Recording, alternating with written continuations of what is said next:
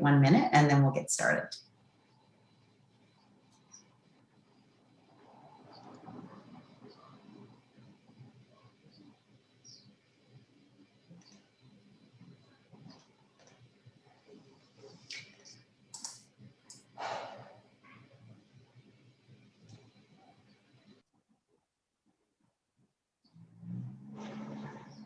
All right, the hour is 7 o'clock and we have quorum. So I'll call this meeting of Innisfil Council to order on Wednesday, May the 26th at 7 o'clock. And we'll start first with our opening statement about the fact that we are audio and video recording this meeting, and it shall form part of our record, which will be retained in accordance to the town's retention bylaw. And for more information, you can get from the clerk's office, and ask everybody if they would please mute their microphone when they're not speaking. That would be very helpful in keeping our meeting going forward. So we'll ask for the open forum, which is the first item. We have no items in open forum this evening.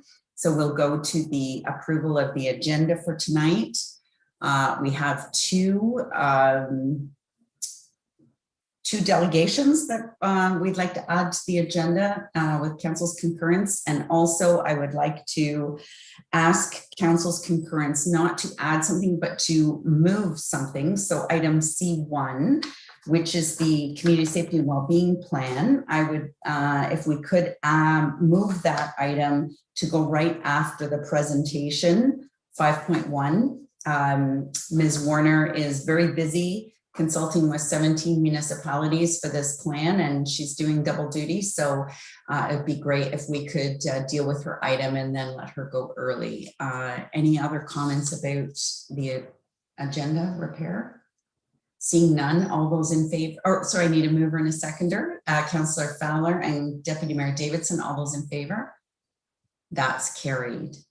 So next is disclosures of interest. Is there any disclosures of interest? I'm seeing none, but if one becomes apparent to you, please bring it up at any time. And then next is presentations and petitions. So very excited tonight to introduce a presentation by Carrie Warner and Sandy Foster about South Simcoe's Community Safety and Wellbeing Plan. And over to you, ladies. Thank you very much, and thank you for having us here tonight and the opportunity to present your South Simcoe plan. So we'll move to the next slide, please. Great. Hi, everyone. So in the next few minutes, we'll be looking at why we're doing this planning, who's involved in the planning, the process to date, and what the process will look like moving forward. The areas of risk that have been identified within community safety and wellbeing plans across Simcoe County, and of course locally for our South Simcoe plan. And of course, we'll be talking about what the next steps are. Next slide, please. So why are we doing this planning? So really there's two pieces to this plan. There's the mandate under Bill 175, which has mandated that municipal councils are required to prepare, adopt, and post their plan by July 1st, 2021, and you'll be in good position to do so if you choose. And then there's the next piece about why this planning is needed and why it makes sense. So we know that police often find themselves responding to calls that are not criminal in nature with no chargeable offenses, and they often get referred out to community partners and community supports to help those ones. So really, if it's done well, if community safety and wellbeing planning is done well, then it will unite partners on intersectoral strategies that address social development priorities. And if you see the screen, the green ring is the social development ring. And the idea is if we focus our attention there, then we're going to shrink the rest of those rings. And we'll make sure that these risks are addressed by the most appropriate community partners, and better yet, mitigated. So we'll move to the next slide. We want to highlight that diversity, equity, lived experience, and inclusion will create the foundation for how we will approach each strategy within each of the identified priorities within our community safety and wellbeing plan. Next slide, please. So this is looking at who your partners are involved in the planning, and the light gray boxes are the membership or the proposed membership, And from left to right, you can see that the GMCC is in place now and will remain in place in phase 2. And really, that's the group that is responsible for the oversight and the governance of the local plan. And then forming in phase 2, you have your local community safety and well-being table, which is really going to be doing the kind of the heavy lifting and leading the implementation of the plan. And you can see the proposed membership there. And then we have a steering committee, and there's a visual a few slides from now that's going to help maybe pull this together a little better for you. And that's where you would have somebody from the South Simcoe local planning table represented at that county-wide steering committee. And really their role is the strategic oversight and, you know, making sure that processes align and we're not duplicating and that we're streamlining our practices where possible and supporting joint planning initiatives. And then you have your advisory body, and your advisory body has been in place since we started this planning. And those are your subject matter experts around the areas of risk that we're going to show in a few slides. And they're still going to be intact, and they're going to be supporting all 5 planning groups. So South Simcoe is one planning group, and there are 4 other planning groups across the county. And there's one advisory body because often those members are supporting county-wide initiatives, and so it wouldn't make sense to have individual advisory bodies for each planning group. And so they'll remain in place, and they're very excited to support this work. And then on the far right, you have other existing planning tables and maybe advisory committees of council, local groups that are working in this area, and they will be certainly aligned with our work and linked into the plans. Next slide, please. So as municipal partners in the South Simcoe Community Safety and Wellbeing Plan, town staff have provided support during phase 1 by helping to shape how the plan has come to be and making it ready to share with you today for approval. And we've also been heavily involved, or will be involved, during phase 2. So helping specifically with steps 1 through 5 that you see laid out on this slide. And it really speaks to how we'll be working with a collaborative model during phase 2 to support implementation efforts throughout and across all of those identified priority areas. Next slide, please. So this is how we approached phase 1, which is the phase up until this point, up until the adoption and posting of your plan. So we're very proud of the fact that the areas of risk were identified by data, so evidence-based, and that was a very extensive process. And if you take a peek into the plan, it's laid out the steps that we went through, and it was very comprehensive. And we actually had the health unit lead us through a prioritization matrix, and it was quite involved, but quite objective.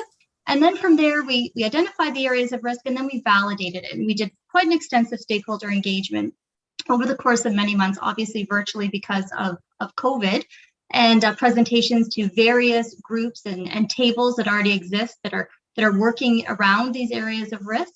And then we did the community engagement through an online survey that ran between mid-February and mid-March of this year, just to capture the residents' thoughts around these areas of risk and really to help to inform the strategies as we were working to build them out in the plan. Next slide, please. So these are the 8 areas of risk that were identified across the county, and the local plans, so the local planning groups, and South Simcoe being one of them, each planning group is going to focus on between 3 and 4 areas of risk. Interestingly, but not surprisingly, all 5 plans had identified mental health and addictions as a high priority. And I think it's important to note that all this data and the identification of risk was done just prior to COVID. And so we can appreciate that since COVID, all of these areas, if you look at them, have probably been negatively impacted. And so the timing of this planning is critical and I think welcome in many regards. Next slide, please. Our local plan focuses on the 4 priority areas that you see here. So mental health and addictions, housing, income, and education. These, like Carrie mentioned, these priority areas were identified before COVID and of course shared with council in a presentation in the summer of 2020. Next slide. So just touching on each of those 4 very quickly, not reading them, I'm sure you can read them and pick it up, but we're really looking at improving equity and access and quality of mental health and addiction services. And the good news is that the government just this time last year, I think it was March 2020, they released their roadmap to wellness, and it's a mental health and addiction strategy. And part of the work that they will be doing, we will make sure that we align with that so that we're running parallel with them, and it will support our efforts. But some of the other pieces that we're looking at addressing is increasing knowledge and skills around harm reduction and trauma-informed approach, improving client and family engagement, building capacity for people to self-manage their mental well-being, and also supporting employers to support employees around workplace mental health.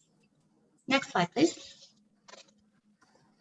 So housing, we know that you're doing some incredible work around housing, and it's always a top of interest to advance affordable and attainable housing. And so one of the strategies is really just looking at those planning tools that municipal councils have at their disposal and optimizing them where appropriate and where possible. But a big piece of the housing is actually going to be focusing on the housing stabilization support. So we know that it's one thing to try and create housing and connect people to housing, but then keeping people successfully housed is also a challenge that's often unseen by many, unless you're a community provider that kind of sees people entering the system again and needing support.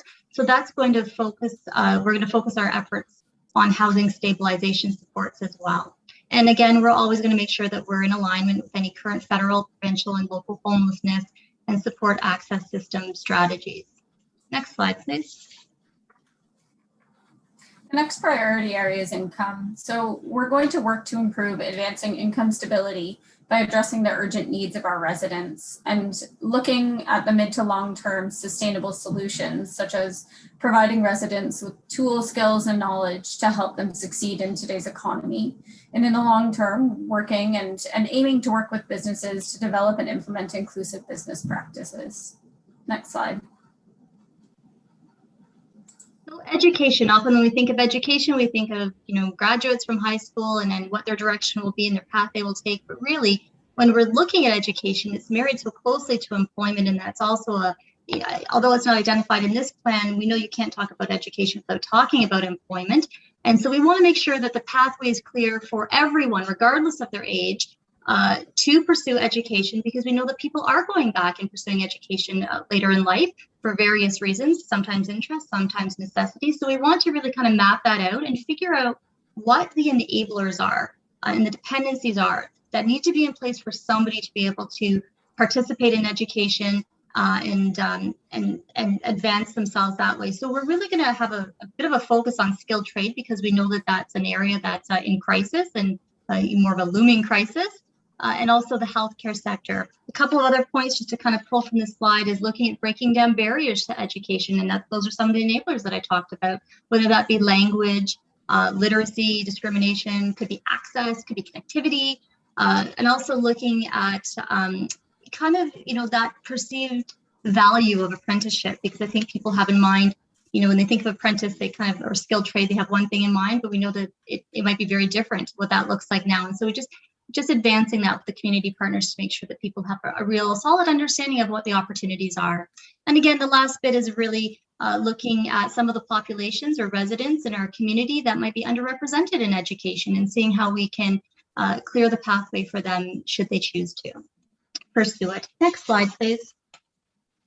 So this slide is colorful slide, a bit of a busy slide, but it's giving you the big picture, and it really relates back to that fifth slide when we talked about who the community partners are and what their roles are.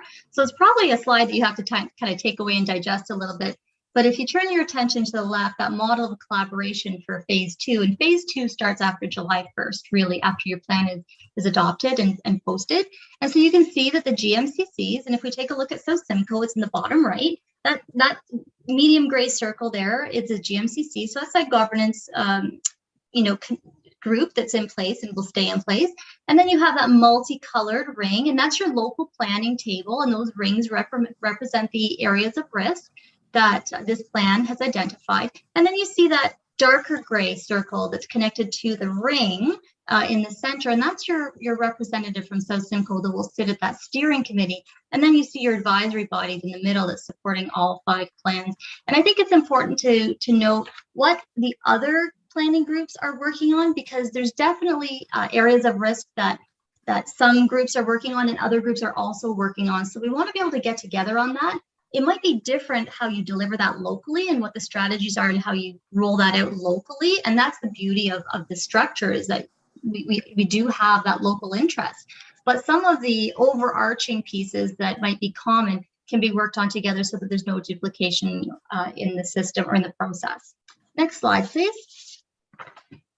So this slide is really looking, if you see down the left, kind of those 8 areas of risk, and then some of the tables that already exist that are very sophisticated tables that are already doing intersectoral work around these areas of risk. So we don't want to duplicate anything. We don't want to run interference with it. We want to align our work with that and leverage the work that's already being done, and then figure out if there's decisions being made at kind of a county level, what does that look like in our own local community, and what should that look like, and be able to have a say in that.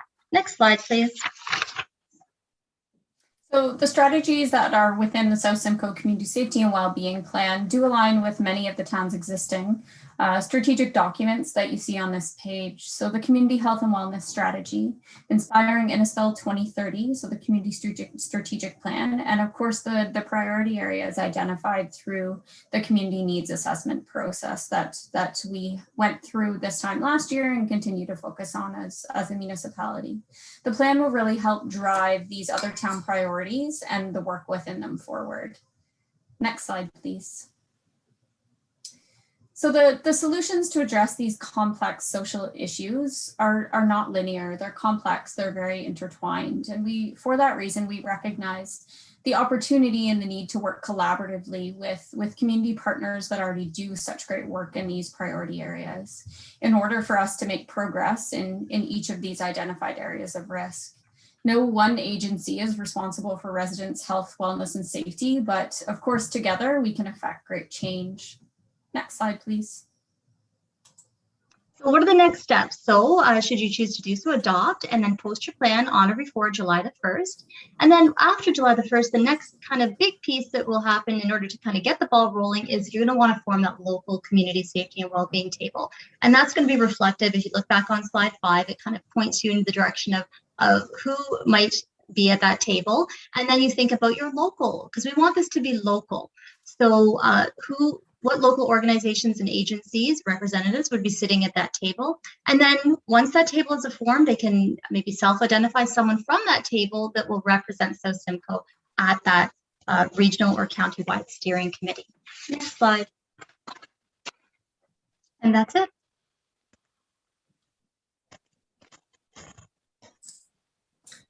Thank you, Ms. Warner and Ms. Foster, for that presentation.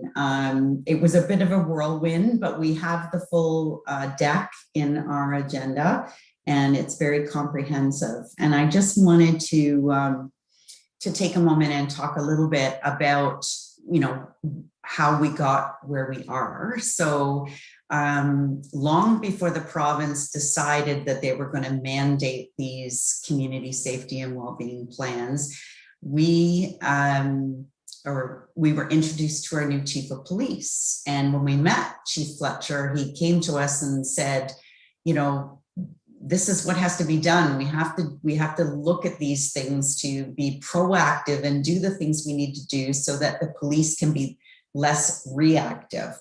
And so I just wanted to give a moment to Chief Fletcher to talk about where we are and just how proud I am of this plan, and how, if you could brag a moment and just talk a little bit about how much in front we are of everyone else in Ontario on this. So thank you, Mayor, and thank you for the opportunity just to address council. And as much as I thank you for your kind comments, it's also this council getting ahead of this 3-4 years ago. This work's been undertaken since 2017 and 2019. This council adopted an approval at that time to focus on community safety and well-being. And, the town has been so supportive of this, right from Jason Rayner getting involved in the first early adopters of the the work that had to be taken, and then passing the torch to Sandy. And we are so lucky to acquire the services of Carrie. She comes with an amazing, health and long-term care background. And, when she was first introduced as a model, I'm sure she wondered what the heck she was getting herself into, but she has embraced every part of the community safety and well-being strategy and moved it along to where we are today. And, I can also share with you that one of the, what I would call the godfathers of community safety and well-being, Dr. Hugh Russell, who wrote papers on this back to 2005 and 2007, and has been trying to make this movement across the province. We shared with him our proposal and the plan, and he is so excited that we have taken an evidence-based approach to our plan. I've spoken to people at our ministry around the fact that we have taken so much data from local data, provincial data, county data, national data, and then dissected it to find out what the identified risks are in our community, and then applying that to the matrix of this plan that we're faced with today. We are one of the few that have done that. We haven't just gone out by way of survey and said, what do you think are the biggest issues and what do we need to focus on? It's evidence-based, and it will serve us well going forward when the province then says, okay, 4 years from now, how are you going to report on this? We'll have something to come back to report on those metrics, to say, hey, this is what the 2006 census data said. This is what the 2010 data, the 2020 data said. So again, I as both Carrie and Sandy have said, this is very complex. If this was easy work, everybody would have been doing it. And as Mayor Dolan knows, there's many municipalities are asking the government right now to postpone the July 1st deadline for this plan, to put it out even longer. But you know what, pandemic or no pandemic, we've had lots of opportunity to work on these plans pre-pandemic. And there was a lot of feet dragging that went on long before, unlike this council that said, yeah, let's get on it. Let's do what we need to do. So, I applaud the work that has taken on. It is very complex. There's no single agency needs to be involved, and it needs to really be collaborative. And I think we've got an excellent plan ahead of us. You saw that multiple slide with all the rings that Carrie and Sandy talked about. That draws it all together for me, because it's not just one little bubble here and another bubble there. It draws it all to the middle, to the advisory council table, and everybody needs to be working together. And we've got so much good going on in our communities. We've got a lot to draw on, and I think we're set up for success going forward. So again, thanks, Mayor. Thanks to Carrie and to Sandy and to this council for supporting this so far. And I think we're in great shape to move forward in the next 4 years. Thanks for that. Thank you, Chief. And I'll just say one other thing, and then I'll pass it off for comments to council. But back when Innisfil decided, South Simcoe decided that we were going to go ahead with this, it wasn't long before the County of Simcoe said, hey, those guys know what they're doing. Let's get on board with them. So all of Simcoe County jumped on board. And that's why we have the more complex strategy, but I think it makes sense going forward. So I've sung enough. I'm going to send it off for questions and comments of council now. Councillor Orsatti.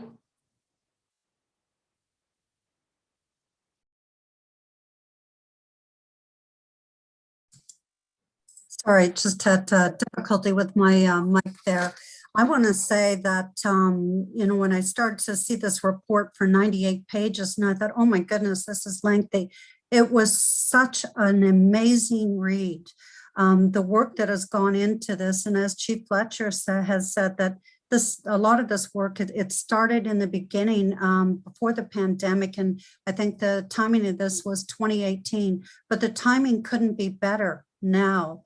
To move into the next phase two with the pandemic, because, the 4 priorities that you've identified, I think are just bang on. The mental health and addiction, the housing, the education, and the income affect almost everyone, and more so. And there were certain points that I really found so interesting, statements that, for housing, what is considered affordable often is not. It's so true. And as counselors, we're hearing that everywhere now, that people can't find affordable housing, and holding property owners accountable for unsafe and poor living conditions.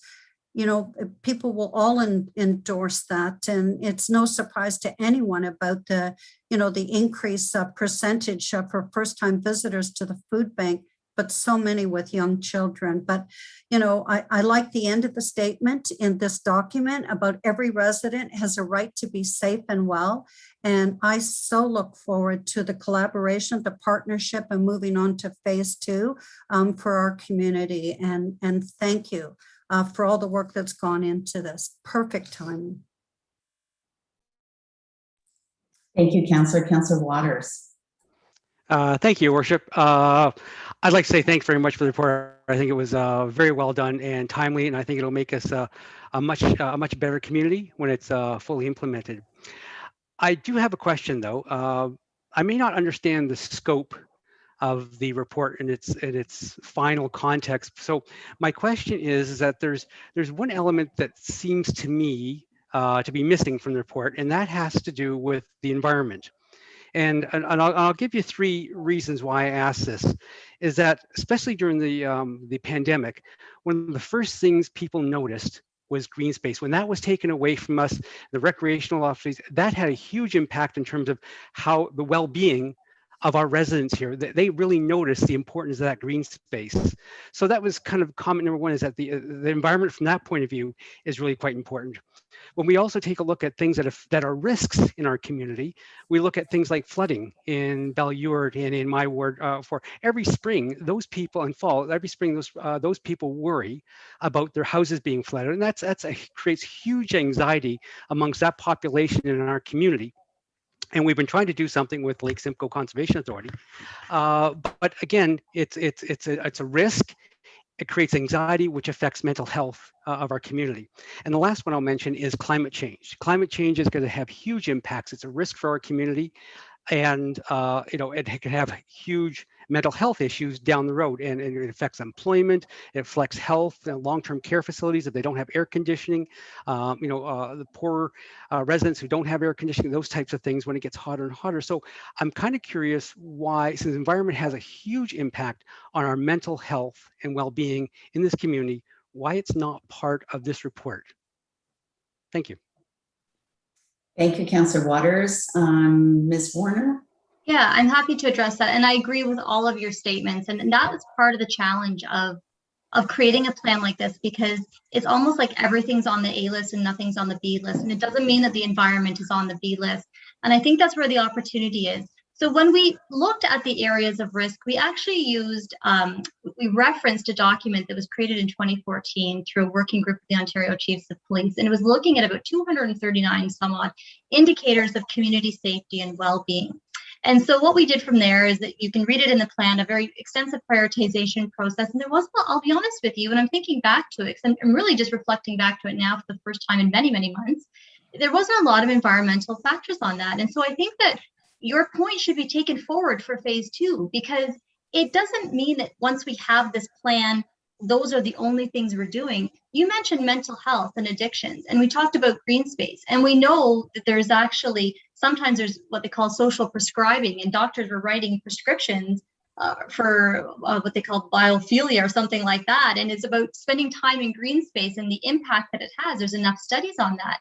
And so when we're looking at some of those elements, and you talked about risk and flooding, there's other pieces to this planning. And I think about some of the other communities that actually identified access to services. And so there's ways to take those important pieces and move them into phase 2 and have those conversations and figure out where they make sense and how they align, and then bringing in the right partners.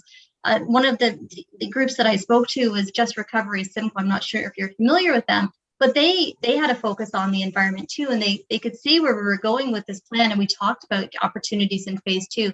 So I wouldn't want this conversation to just get lost in this one meeting. I think there has to be the advocacy of taking those points that didn't come up in the initial planning into phase 2, because that's really when, kind of like the rubber hits the road and you start deciding on what's a priority. And that's why there's the opportunity for the local piece of this. What is important to the residents in Innisfil?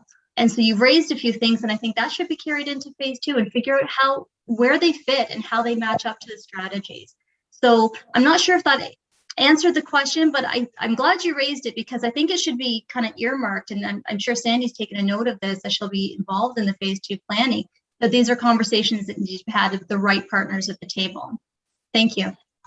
Well, thank you for that. I think you did address the question, and I hope it does fall somewhere in phase 2, because so often when it comes to the economy and other issues, the environment is always considered separate, but it's an integrated component of all those things, and so finding a way to build that into that plan in phase 2, I think is well warranted, and also considering the kind of the vision for Innisfil in terms of being more sustainable also builds that environment piece into this plan as well. So again, thanks very much. I thought it was a really well planned. I just wanted to put that element for future planning. Thank you. Thank you.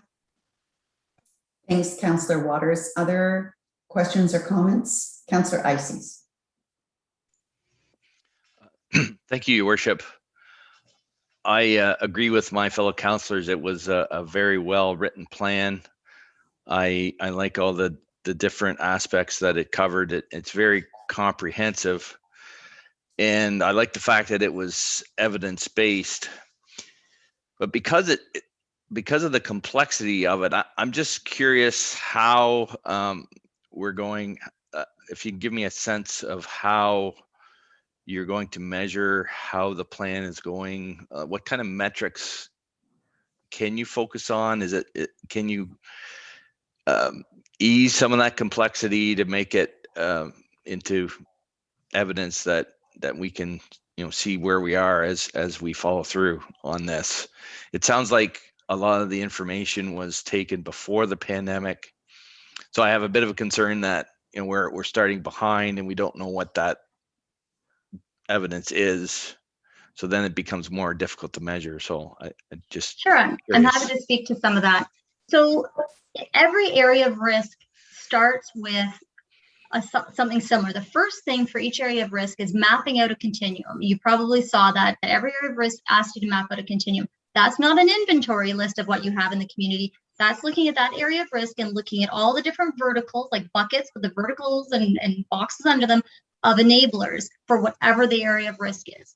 So those are like the best practices, what we would need to have in place to make improvement in people's lives related to that area of risk. So that's what we start with for every area of risk, so that we know what we're trying to work towards. Then we overlay that on the community. So we would overlay that on Innisfil, overlay that on Bradford West Gwillimbury, which is your planning partner in this, and see what we have in place, and then see where the opportunities are. And that's how you kind of identify some of your next steps as what you want to work towards.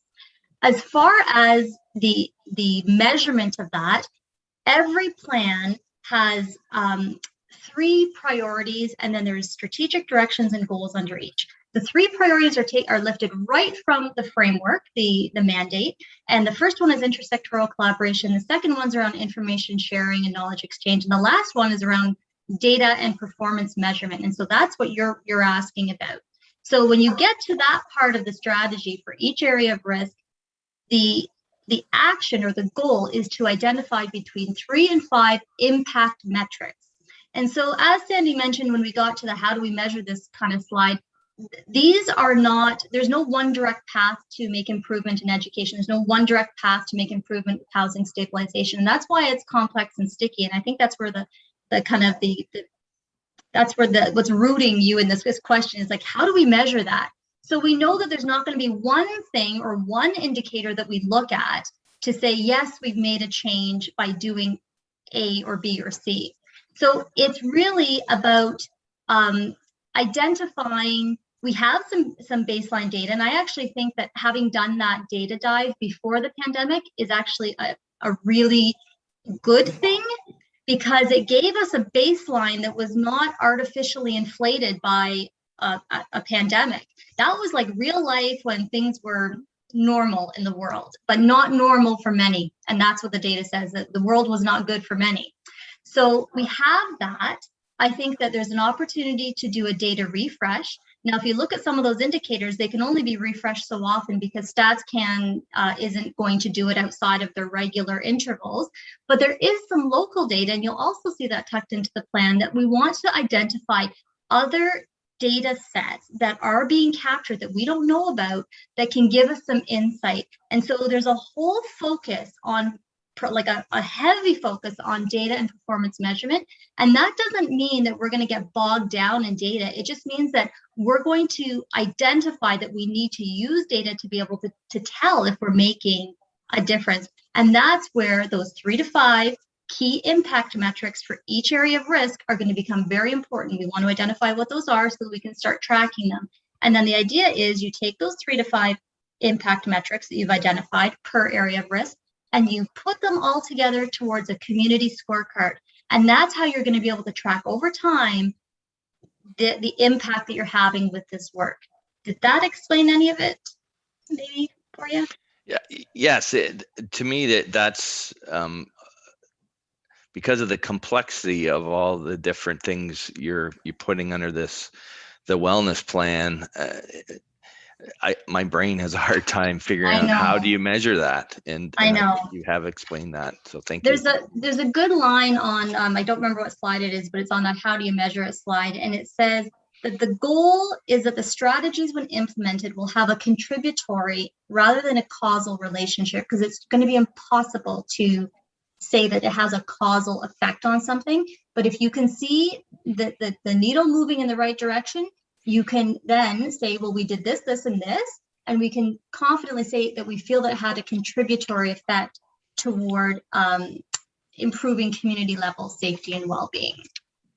And the government's aware of this too, and we're not, I think we actually have a pretty solid plan in place as far as how we're going to measure it. I've seen some of the other plans released around the province, and it's not to critique them. They're very robust, they're good, but they are a little shy on how they're going to do that, because it's tricky, like you say. It's how do you commit to something on paper? And that's why I think we were conservative and realistic with how we said we were going to measure the impact.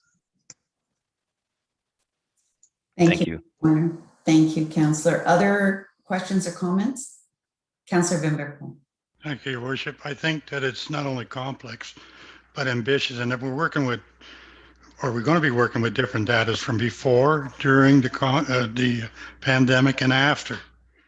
And so, you know, we're not there, we're a long ways from being there, because we're just during right now and we're coming out of it. And I think that that's, you know, each stage of this is going to bring in different data, and it will affect what you've been doing in the past and how you're going to do it, and how you're going to come to conclusions in the future. Sort of, you know, because we started before before this pandemic ever started. There's a comment early in the plan that talks about we have our plan, we have our strategies, but we recognize that we're still in the pandemic and things will change, and we recognize that we have to be agile and nimble to that. And that's where taking some of that information that we may receive through data or just through narrative or just what we're witnessing, we will be able to kind of work with that. And so I think that that's important in the plan as well, to not just get locked in and kind of like zoned in on something and miss what's actually going on. So there's going to have to be an awareness of what's really happening, and to take any data that we have and be able to course correct or shift our focus if it makes sense. And if I can, Mayor, through you, throughout this process, we also validated this even during the pandemic. So even though we gathered the data beforehand, Kerry went out during 2020 and even early 2021 with various surveys to the community, stakeholder engagement, and said, did we get it right? Is this what you're seeing? And it was validated during the pandemic, and amazing how much, you know, mental health and addictions and those issues became so loud and clear during the pandemic. So we're confident we're on the right track. And I think you are as well, but, you know, the world is changing, and, you know, we're going to have to change with it. That's all I'm saying.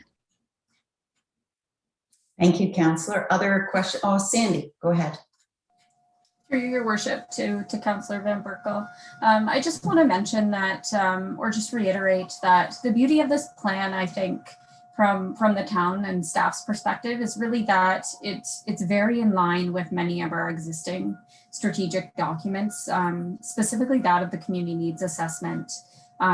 Many, if not all of these priority areas or priority areas of risk laid out in this community safety and wellbeing plan are are echoed within the priority areas that are identified or have been identified and remain a priority in the community needs assessment. So I think that approving this community safety and well-being plan will do nothing but add to staff's capacity and ability to really drive the work forward in all of these identified priority areas.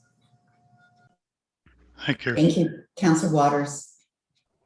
Thank you, Your Worship. I just want to make a comment. The one thing that stuck out in this report for me, and I've written beside the comment is, wow, I can't believe this. But correct me if I'm wrong, that 50% of our youth only have high school or less. And if that's true, that is huge ramifications for mental health down the road, education, employment, and everything else down the road. So it says, if that number is true, it's good that we've identified it, and that we need some serious work with our educational partners to help move that number down. Just comment that was one of the biggest things that stuck out in the report for me. Thank you. Thank you, Councillor. Other questions or comments? Councillor Fowler. Thank you, Your Worship.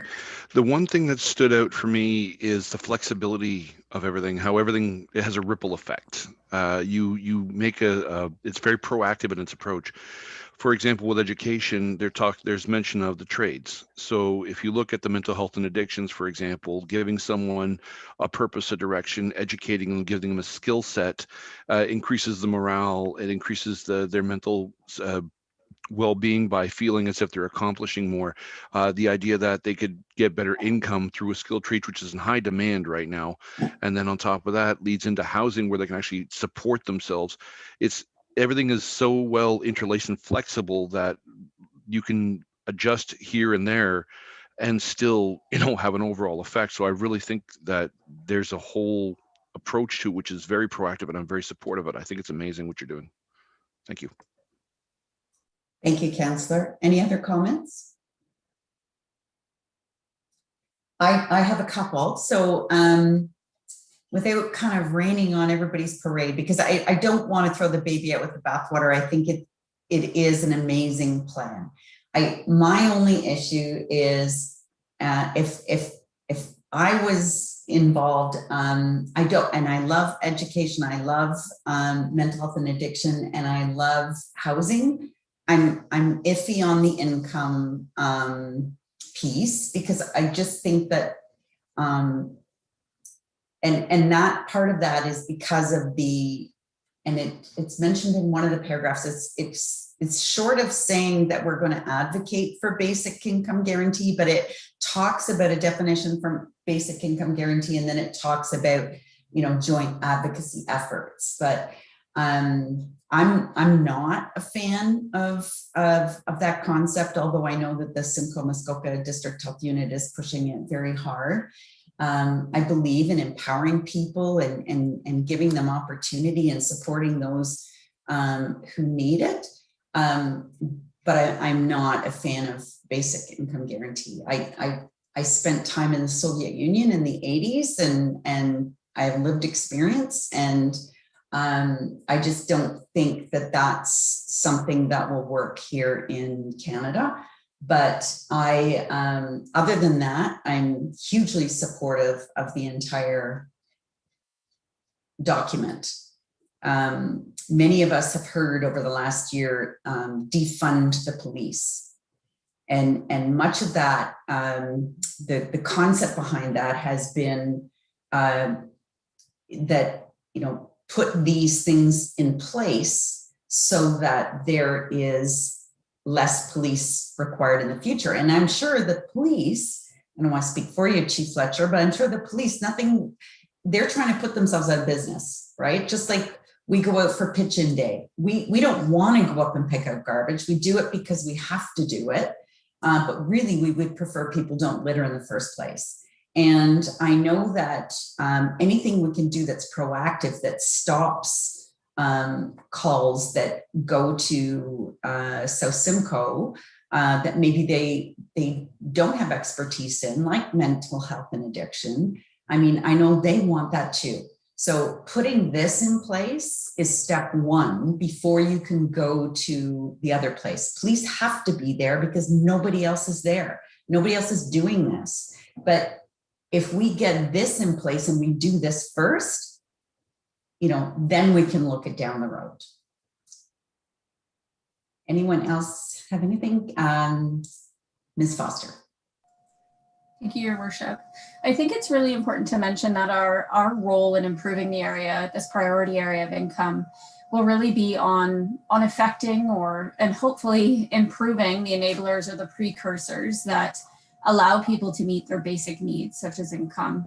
And it's really also important to mention that we'll be building off the assets that already exist in the community to support our residents, and once again, meeting those urgent or those short-term and basic needs. And inherently, the priority area of income is really connected to the work that will happen simultaneously in other priority areas, such as education. And the work that is happening simultaneously in these other areas of risk will naturally connect to the work and hopefully the outcomes that we're achieving in the area of income as well. Thank you, Ms. Foster. So we've had great discussion, and it's an exciting night because I know we've been waiting on this for a long, long time, and I'm so proud to be one of the leaders in the province. When I go to my AMO meeting tomorrow, I will be quite proud to say that we have ours completed ahead of the July 1st deadline, when other municipalities are still looking for an extension or producing a plan that says, fine, you want a plan? Here it is, one page, done. So ours is quite in depth and very well thought out. And I can't say enough about both Ms. Warner and Ms. Foster and Chief Fletcher for all of the work that you've put into this plan. And it's something that even if there's a little piece of it that I don't agree with, I am 100% behind the entire plan. So thank you for that. So I would ask for a mover and a seconder to receive the delegation as information, and that would be Councillor Orsatti and Councillor Van Berkel. All those in favor? That is carried. And if we could now move to item C1 and a mover and a seconder for the recommendation to approve the report. That would be Councillor Fowler and Councillor Nicol. All those in favor? That is carried. Thank you so much for being with us tonight. And this will be one for the record books, and look forward to seeing those measurements and those matrix in the years going forward. Thanks, everyone. So next we'll go to delegations, and we have two delegations this evening. The first one is from Claire Malcolmson, and it's regarding item F1, the Bradford bypass. Ms. Malcolmson, whenever you're ready. Thank you very much, Your Worship, and hello, members of Municipal Council. That was a fascinating presentation. So thanks very much for that work. Good luck. So I'm here to talk about the Bradford bypass. I'm the Executive Director of the Rescue Lake Simcoe Coalition. I've spoken with you before. We're a lake-wide environmental organization looking at the health of the lake and commenting on policy and being a bridge between government and folks who love the environment but don't have the time to dig into all of the weeds. So it's great to see, next slide please. Great to see municipalities publicly discussing issues that are affecting Lake Simcoe. I think this is really important. So kudos to those of you who are doing that. So we just released a report with Simcoe County Greenbelt Coalition about a month ago called Lake Simcoe Under Pressure in 2021 to try to raise this issue that there are a lot of things happening in 2021 that could really negatively affect Lake Simcoe.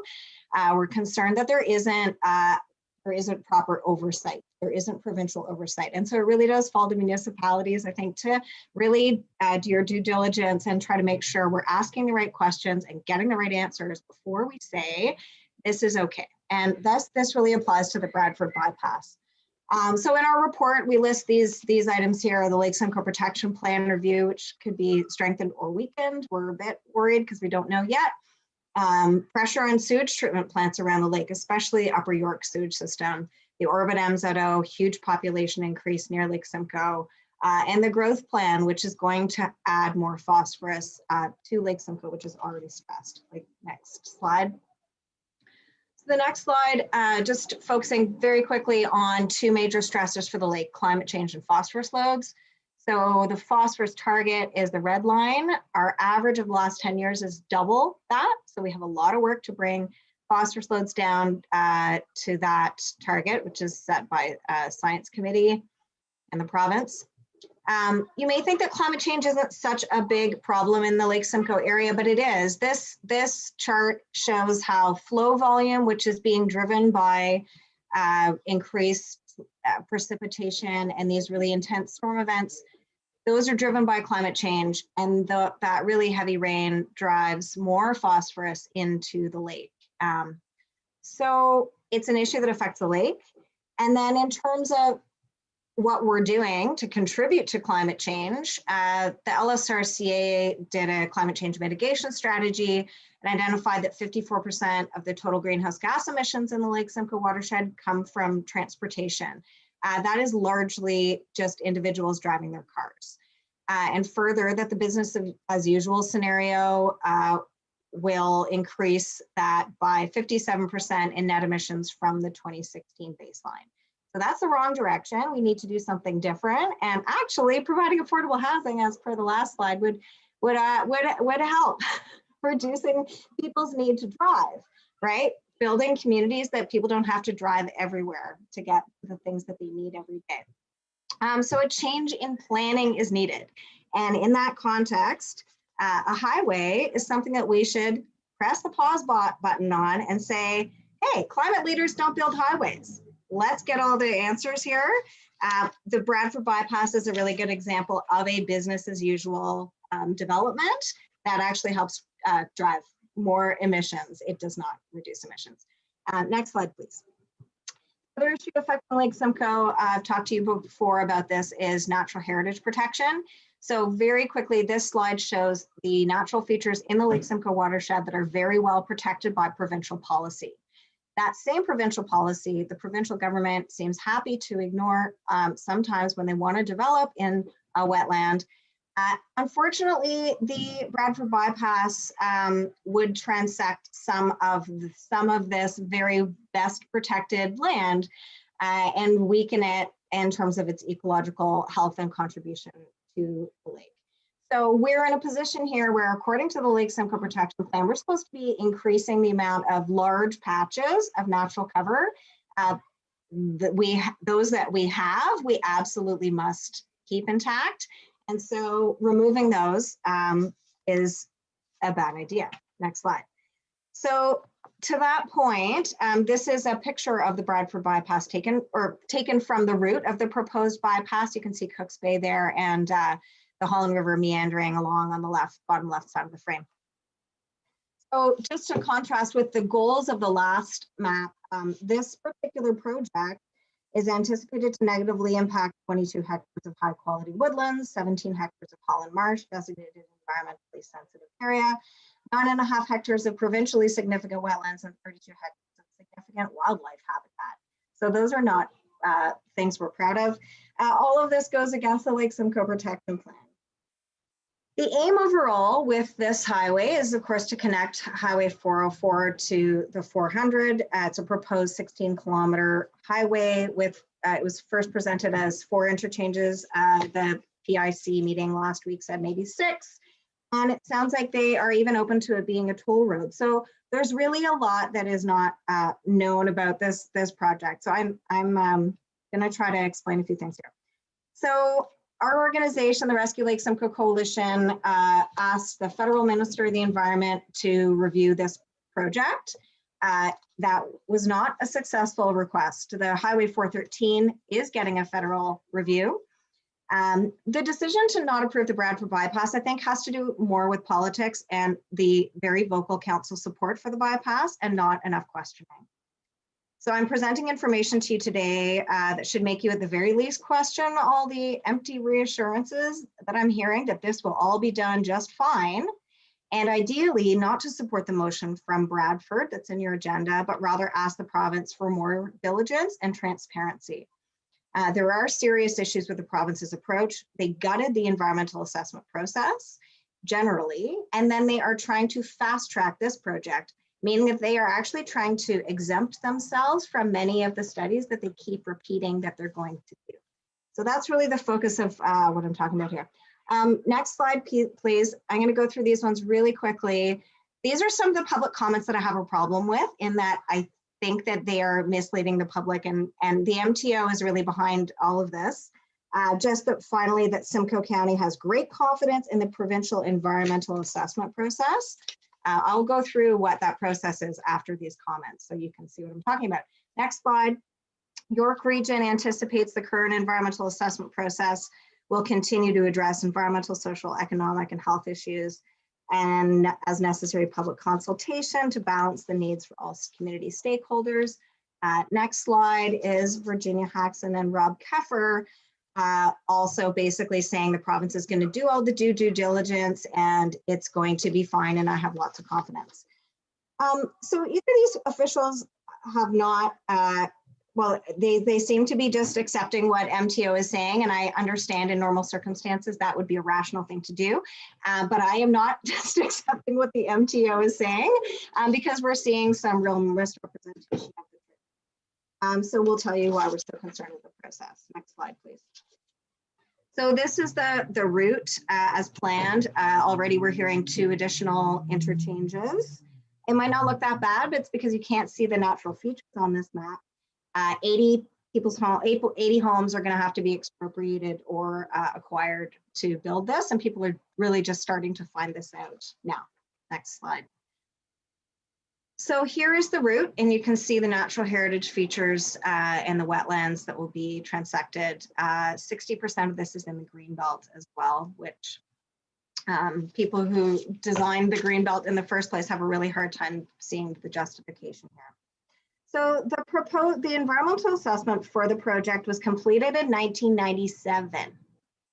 The 1997 EA was superficial in nature. It did not consider cumulative impacts, climate change, or detail the impacts on natural heritage, migratory birds, federal fisheries, First Nations, or discuss air pollution.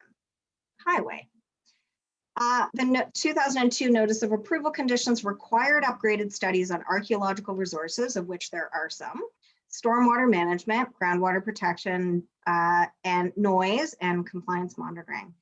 But then in 2020, the Government of Ontario proposed to exempt the Bradford bypass from completion of any environmental assessment updates, and to exempt the project from all existing conditions of approval, including those mentioned above, for stormwater management and groundwater protection.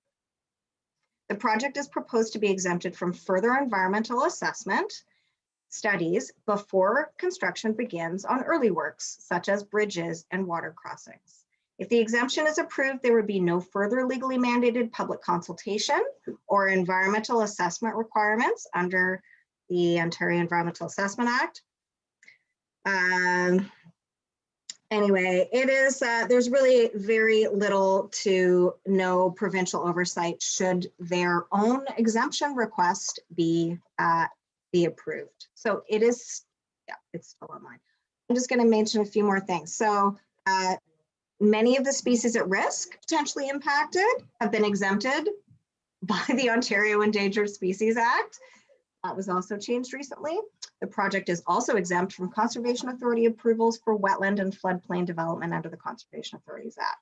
There's no regulatory requirement that climate change or air pollution would be addressed. No air pollution approvals would be required. There is no indication that the proposed provincial study, if completed, would assess climate change, noise impacts, or impacts on migratory birds and fish habitat. Next slide, please. So the process is inadequate. The process appears to be build now, study, and mitigate as we go. The timeline makes no sense. The province is looking at early works in the fall of 2021. That's this year. So it was in the budget. They're going to start building the bridge. Meanwhile, the studies will not be complete until 2022. The MTO team misled York Region Council when it suggested it would complete all 15 studies prior to starting construction.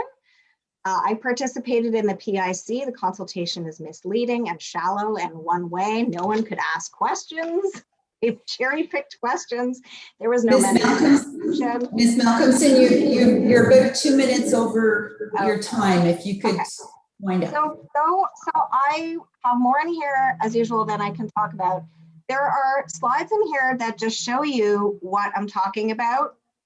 Screen caps from the page, the Bradford Bypass PIC is the next slide, I think, showing they're saying we're going to do the Tesser. And then 2 more slides later shows you where the ERO registry is still online saying the project would be no longer required to complete a Tesser. So there are an awful lot of questions here. You can just go to the next slide, please. I had put together some wording for your consideration because I think that strongly supporting the Bradford bypass, given what I've just told you, would be not really in line with the job of council, which I think is really to represent the interests of your constituents and safeguard the future, and not just approve something because your neighbor thinks it's a good idea. So thank you very much for listening to this. I'm really looking forward to the conversation and any questions that you may have. Thank you. Thank you, Ms. Malcolmson. Questions or comments from members of council? I have a couple, Ms. Malcolmson. So have you've gone to the PICs, you've gone to York Region, you've gone to Bradford, you've gone to East Gwillimbury, the people that are actually involved in this? Well, no one can really go anywhere right now. I'm not sure. I'm not sure what I mean, you've done this. You've done this. No, you can only really do this because it's on the agenda. So thank you, Bradford. I mean, we're going to do this in Barrie because it's on the agenda there. I sent a letter into Ad Halitas Rontio. So the municipalities actually that are, involved in this, East Gwillimbury, Bradford, York Region, there's no opportunity for you to bring your comments to them? There may be, and if there is, I would like to do that. I just don't, this is Bradford's motion. They're asking for support from their neighbors. So, it's not on the agenda. It's hard to get in there. I understand. But I hear what you're saying. I would like to do that, yes. And I'm going to ask you a personal question. You can choose to answer it or not, but okay. You have a residence in Innisfil, but your primary residence is in Scarborough. Yep. When you're getting from Scarborough to Innisfil, what route do you typically take? 404 Green Lane, Yonge Street. Okay. And so you go right through downtown Bradford? No, I take Dissett Road, the existing bypass. Dissett. Yes. Dissett Road, okay. That's the bypass. I have had a traffic jam issue there maybe twice. And as someone, I usually come for big stretches of time actually, but it's those cottage weekends that there is a little bit of traffic congestion. But I think the point is, you don't need a hammer to kill a fly. We would really just rather see the alternatives explored. putting a highway over Holland Marsh and provincially significant wetlands and forests when we're trying to protect them is really not a good idea. And I think that this project was killed already. So, let's just do it right. And that's what I'm hearing from councillors and from residents around the area is that they want the process to be a good one that they can count on. Thank you. Anyone else? Seeing none, I want to thank you for being here, Ms. Malcolmson, and thanks for your delegation to us today. Okay, thank you. Good night. Thank you. Good night. Next, we have a delegation from, there was another person I understood was going to be here this evening. Councillor Nicol. Your Worship, I think we need a mover or seconder to receive the first. Oh, sorry, mover and a seconder. Thank you, Councillor Nicol. He's my procedure police. So moved by Councillor Waters, seconded by Councillor Van Berkel. All those in favor? That's carried. All right, and so now we have Ms. Ford Ms. Ford, whenever you're ready. Hi, thank you. Can you hear me okay? Yes. Okay, great. Thank you for allowing me to speak tonight. As a resident of York Region, I'm asking Innisfil Council to refrain from expressing support for the Bradford bypass. The EA was initiated in 1997 and approved in 2002.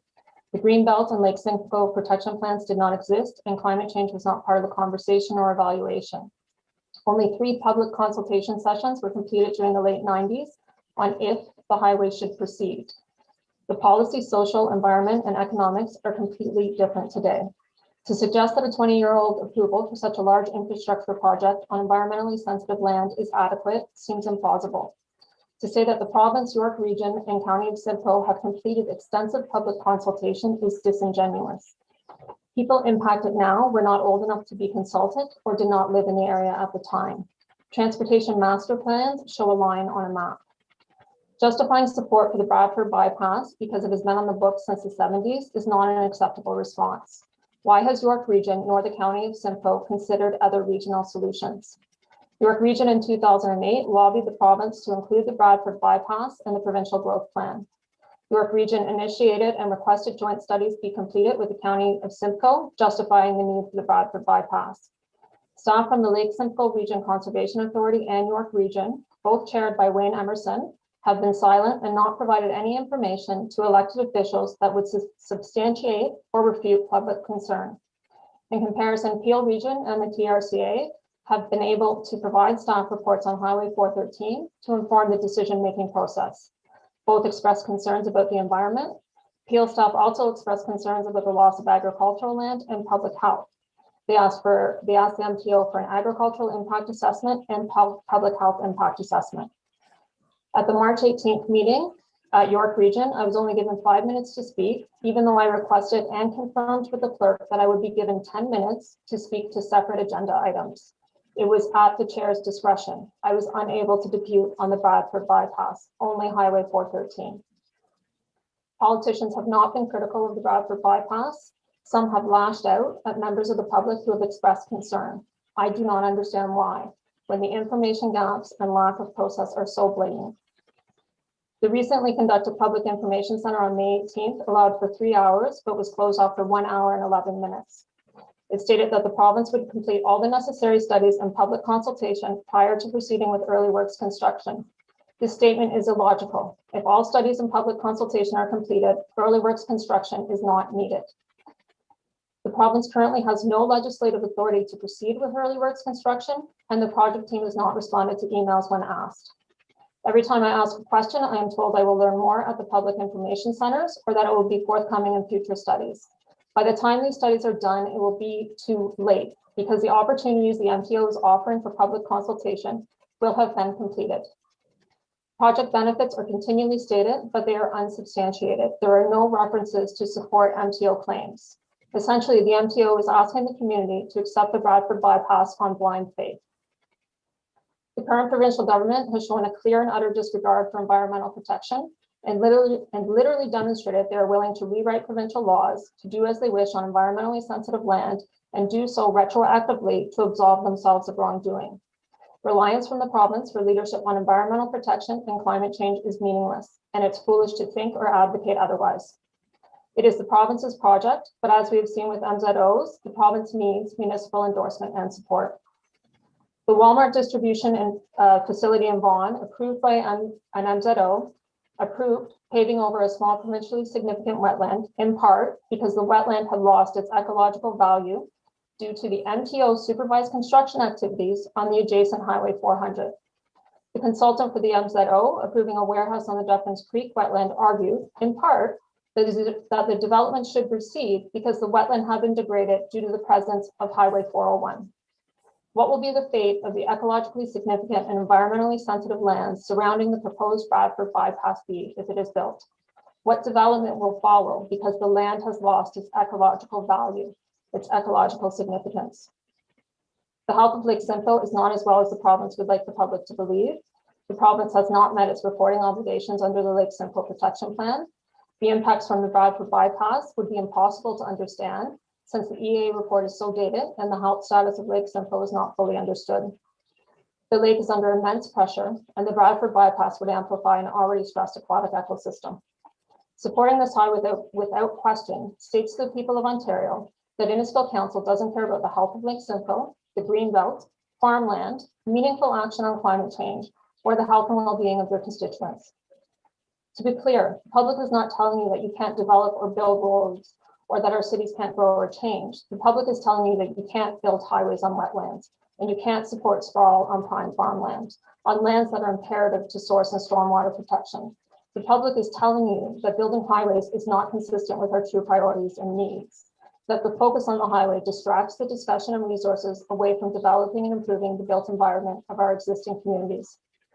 We are telling you that we will not support our taxpayer dollars being spent on something that predominantly benefits private interests at the expense of public goods.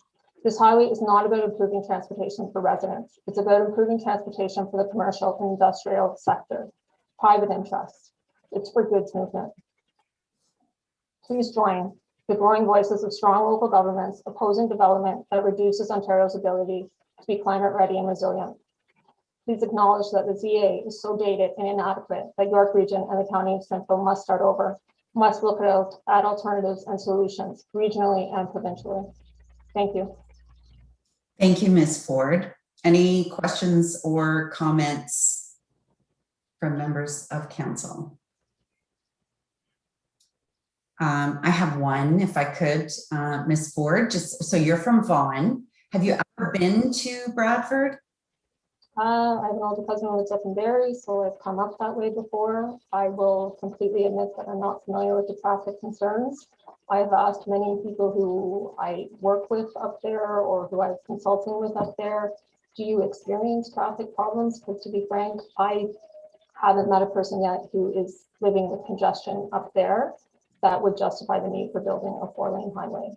I really am struggling to understand the need because I live in a very, very congested traffic community, and I just can't see that you guys have the same issue up there, and I can't justify why we're spending provincial dollars up there to build that highway right now, other than it's for goods movement, it's for trucks and trailers. It is not for the public, and I really do not believe it's in the public interest to proceed with it at this time. Thank you. Thank you for your answer. Any other questions or comments? Seeing none, I'll ask for a mover and a seconder to receive the delegation from Ms. Irene Ford with thanks, and that would be Councillor Waters and Councillor Deputy Mayor Davidson. All those in favor? That's carried. Thank you to both the delegations. Now we'll move to item 7, which is county council updates, municipal associations, conservation authorities. I'm going to start because I always forget about them with the EOC update. If we could start with you, that would be great. Who's giving us the EOC update for this evening? EOC is the Emergency Operations Center update, and it would be Ms. Ray. Thank you, Your Worship, and through you to Council. The EOC update for this week is our updates from Simcoe Muskoka District Health Unit. Dr. Gardner is seeing a lot of enthusiasm and positivity as vaccines roll out, but he stresses that we must remain vigilant to stay on this downward case trend that we're seeing. Hospitalizations continue to slowly decline, however, ICU patients remain consistent. Regarding vaccines, 52% of the adult population across Simcoe Muskoka has received at least one dose, and that's 43% of the total population. As of this past Sunday, 12 to 17-year-olds are now eligible. SMDHU is planning a targeted clinic for this age group. A number of pharmacies are now offering Moderna and Pfizer, and guidance has been released from the Ministry of Health for employers in managing employees with symptoms up to 48 hours after the vaccine. Regarding the reopening stay-at-home order, the province announced their 3-phase roadmap for reopening, which will use the percentage of adults with at least one dose of the vaccine as a basis for gradually loosening restrictions. If we continue this downward trend, it's expected that the first phase will be in effect by the week of June 14th. Outdoor recreational amenities, including boat launches and marinas, sports fields, splash pads, skate parks, etc., are now open to residents with restrictions. However, our splash pad in Cookstown is currently undergoing repairs, and we will share when it is reopened for public use. Access to Innisfil Beach Park boat launch is for residents only on weekends until June 27th, after which time we will switch to resident-only access for 7 days a week. Until then, non-residents can pay to access parking in the boat launch at Shore Acres on the weekends. Over the weekend, we had staff present at Shore Acres and Innisfil Beach Park boat launches and found 94% of people using these boat launches were residents. Operations and bylaw meet every Monday to discuss the previous weekend and the week ahead. So if we do find that we need to adjust, pivot, or change, we're ready to do so. Enforcement calls were received for parking and fireworks issues over the weekend, and we are looking into measures to inform the public about safe, responsible use of fireworks. Many parking tissues were issued over the weekend where vehicles were parked without a permit or parking on private property, including in the area around Innisfil Beach Park, 9th Line Park, 30th Side Road, Shore Acres, and Big Bay Point. We've seen an uptick in abandoned boats due to the higher than usual boating during the pandemic, and we continue to work with staff from SMDHU, South Simcoe Police, and neighboring municipalities on enforcement approaches. Our customer service team is taking appointments as needed while continuing to provide virtual and digital services and communication. There has been an increased demand for 2020 parking passes. So to relieve some of the pressure from our libraries that are currently giving out the passes, our customer service team is starting to provide parking passes by appointment at Town Hall on Mondays, Wednesdays, and Fridays. That's all.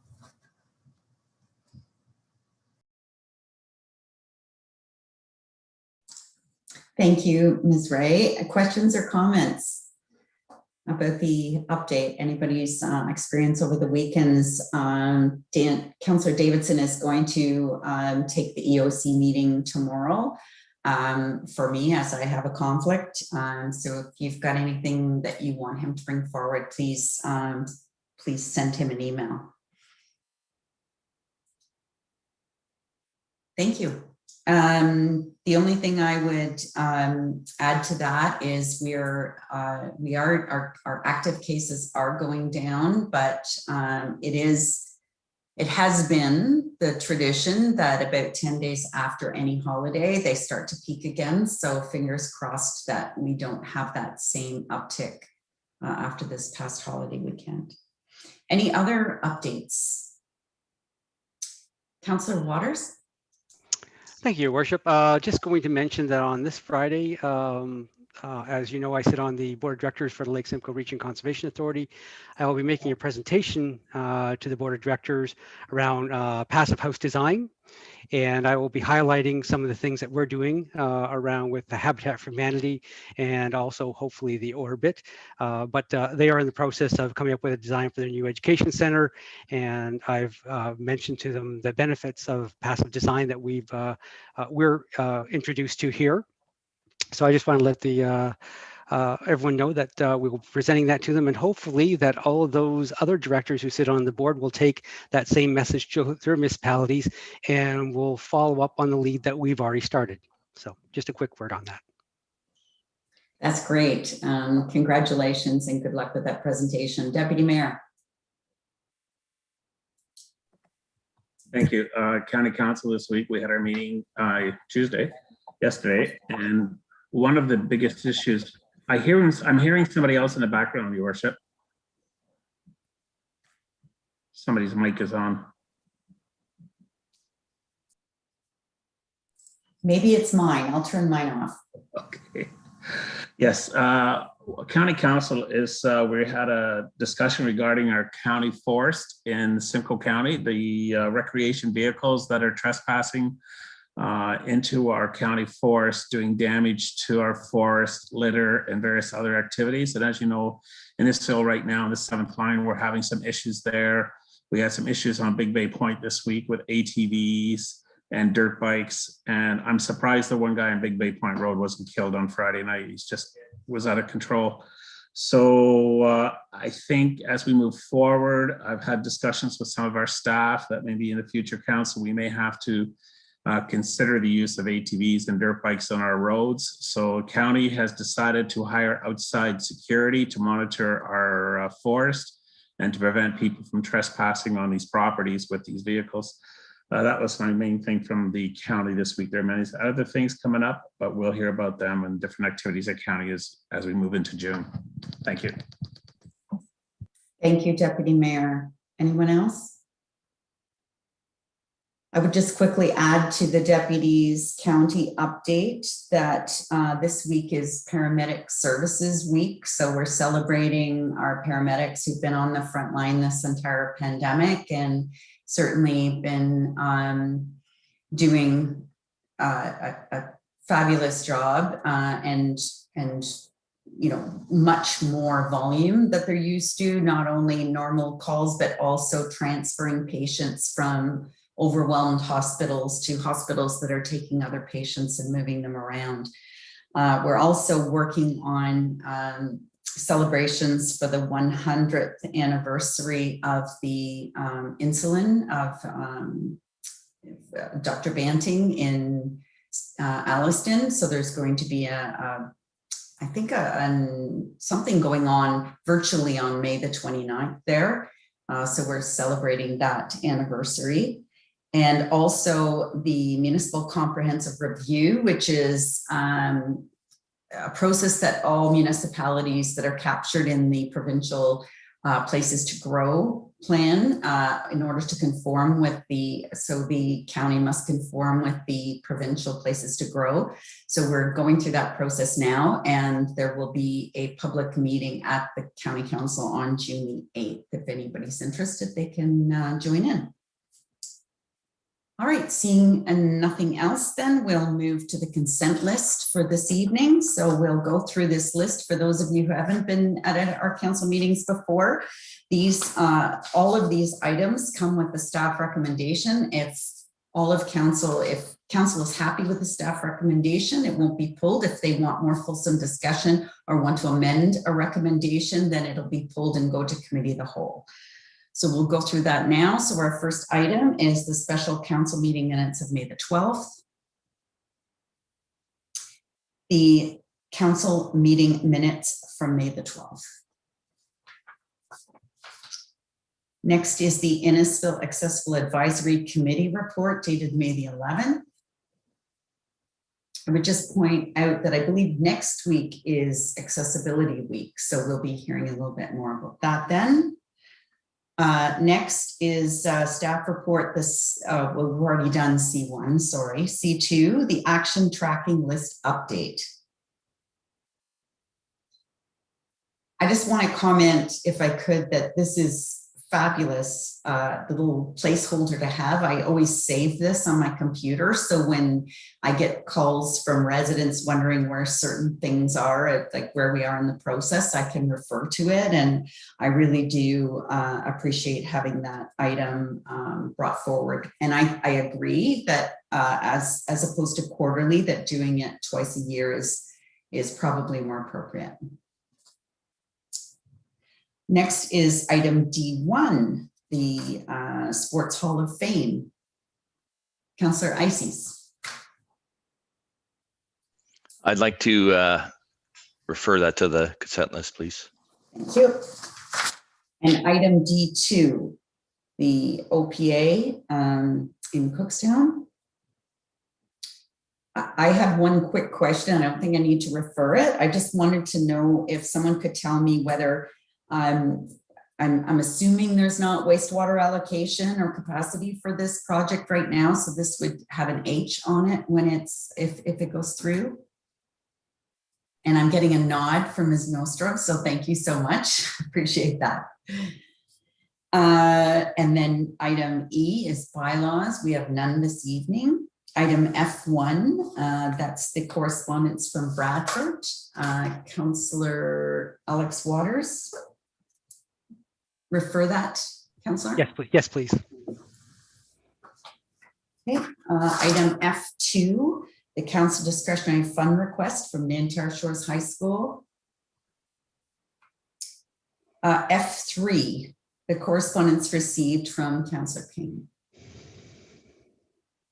I just want to make a quick comment. It says it's confidential. It's actually the attachment or the letter from Councillor Payne was confidential, but She did want it to be known that her leave of absence commencing immediately is due to medical reasons. And I know I can speak for all of council when we say that we're looking forward to her healthy return to us in the fall. Item G, so we have the proclamation for National Deafblind Awareness Month, 2 police service board meeting minutes, and the library board minutes. Did anybody have any of those items they wanted to pull? Seeing none, then we'll move now to the consent list continued.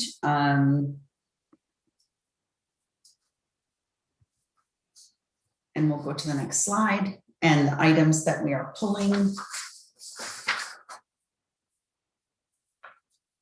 So we'll go to, those are the items we're pulling, and then we're deeming everything we haven't discussed as being declared. The mover and a seconder, please. Councillor Nicol, Councillor Ices, all those in favor? That is passed. So the first item that we're dealing with is item, so first we have to resolve into committee of the whole, and that is moved by Councillor Van Berkel and Councillor Fowler. All those in favor? That is carried. And we go to item D1. Councillor Ices. Thank you, Your Worship. I wanted to pull this item, obviously, because it came from my notice of motion, and I remember very clearly when I brought that to council. I believe it was the last meeting that we had in council chambers. So, you know, the world has definitely changed, but I think I wanted to just bring this to light to have a bit of a good news story that we can focus on in our town, and that's the creation of a sports hall of fame. And it's something that we're going to need our community to grab a hold of and make it a place where we can recognize all those fabulous people and volunteers and in the world of sports. And I was sharing with Mrs. Botham earlier that you know, I have this vivid memory of going to Pollyanna Sports, which is just in Innisfil Beach Road, where the Simcoe tackle business now operates. This shed with you know, the wood stove in it. You'd come in there for your first pair of skates or your first bit of hockey equipment, and Jerry Polly he was just the face of the place, and he had such a passion for helping, you know, youngsters like myself get their first sports gear. And I know Mr. Polly is well recognized in the community as an Innisfil Lion, and it's those type of people that we wanted to acknowledge, and as we start from scratch, it's going to take everybody's little story to get this going, because as it says in the report very well, like, this is about, you know, our stories of Innisfil in sports, and whether it's, you know, the memory of the Churchill Tulane Curling Club, or if it's the memory of the Broomball League in the 50s, that Innisfil was, you know, really the hotspot for broomball, and it continues to be that. So there's all these things that we can build on in building this Sports Hall of Fame. So there's a bit of excitement here that I wanted to bring forth by pulling this motion. I guess I got way ahead of myself with my preamble, and Councillor Nicol is going to ask me for a seconder for this. So maybe I'll do that right now. Councillor Nicol, thank you. So I did have a few questions for Ms. Botham. I know a lot of other communities have different categories that people can be involved in, whether it's a builder category or mentors or athletic achievement. I didn't see that specifically in the report. Is that something that we would talk about or consider? Thank you, Your Worship, through you to Councillor Ices. Yes, as we put this together and going to a virtual Our Stories concept, most municipalities currently have like a wall or something within a facility, which we think we will grow to, but we thought it was better to start with getting, like Councillor Ices said, those stories, those people, getting those archives out and talking about them. So we didn't want to put a category on them. We've named a few areas like coaches, or like Councillor Ices said, facilities that you might be in, whether you nominate somebody or you want to tell a story yourself. We will gather, Kate from the library has working with us on the Our Stories piece. She'll gather all that information. That's her forte. We'll then sit down and see what kind of information we get, and whether staff can categorize themselves, or we might end up having to do a committee or coming back to council for assistance on what we want to include. And anything that we do get will go in our history. We'll take anything and everything. So like Councillor Ices says, this is really community driven. So we're pretty excited about, getting as much information, and then we'll make our categories based on what we see from the community. Thank you. So I guess what comes out of this report is a bit of a challenge to the community to bring these names forward. Can you maybe let us know what the next steps are? Absolutely. Through you, Your Worship, Councillor Ices. So the next steps, our communication departments are ready to roll out a call out tomorrow. So there will be a press release go out. They're currently finalizing a new web page on our website. It will be under innisfil.ca, Sports Hall of Fame. On that website, you will find a nomination form. Whether you nominate somebody or just want to tell a story, there'll be a form that you will fill out, and then you'll send it in to the leisure team for us to do our magic with, hopefully. So keep an eye on the media tomorrow. A media release will come out, but you can always find it on the town website under Sports Hall of Fame. Oh, Thank and you. sorry, Councillor Ices, if I can make one more comment, because we did talk about this today. We're not putting a deadline on it. So it's not for 1 or 2 weeks. We want the stories to continue to come in, and we'll continue to, reach out to the community as needed. Yeah, thank you. That's great. It'd be great to be able to think about sports in our community again, even though that's not able to be done at this time. But this fall, I would think that's something that we can look forward to.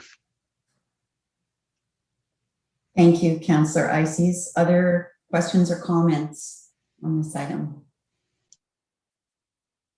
I just want to add that I think the last funeral I went to in person was Harry Squibb, and he and Mrs. Squibb were known as Broomball, Mr. and Mrs. Broomball.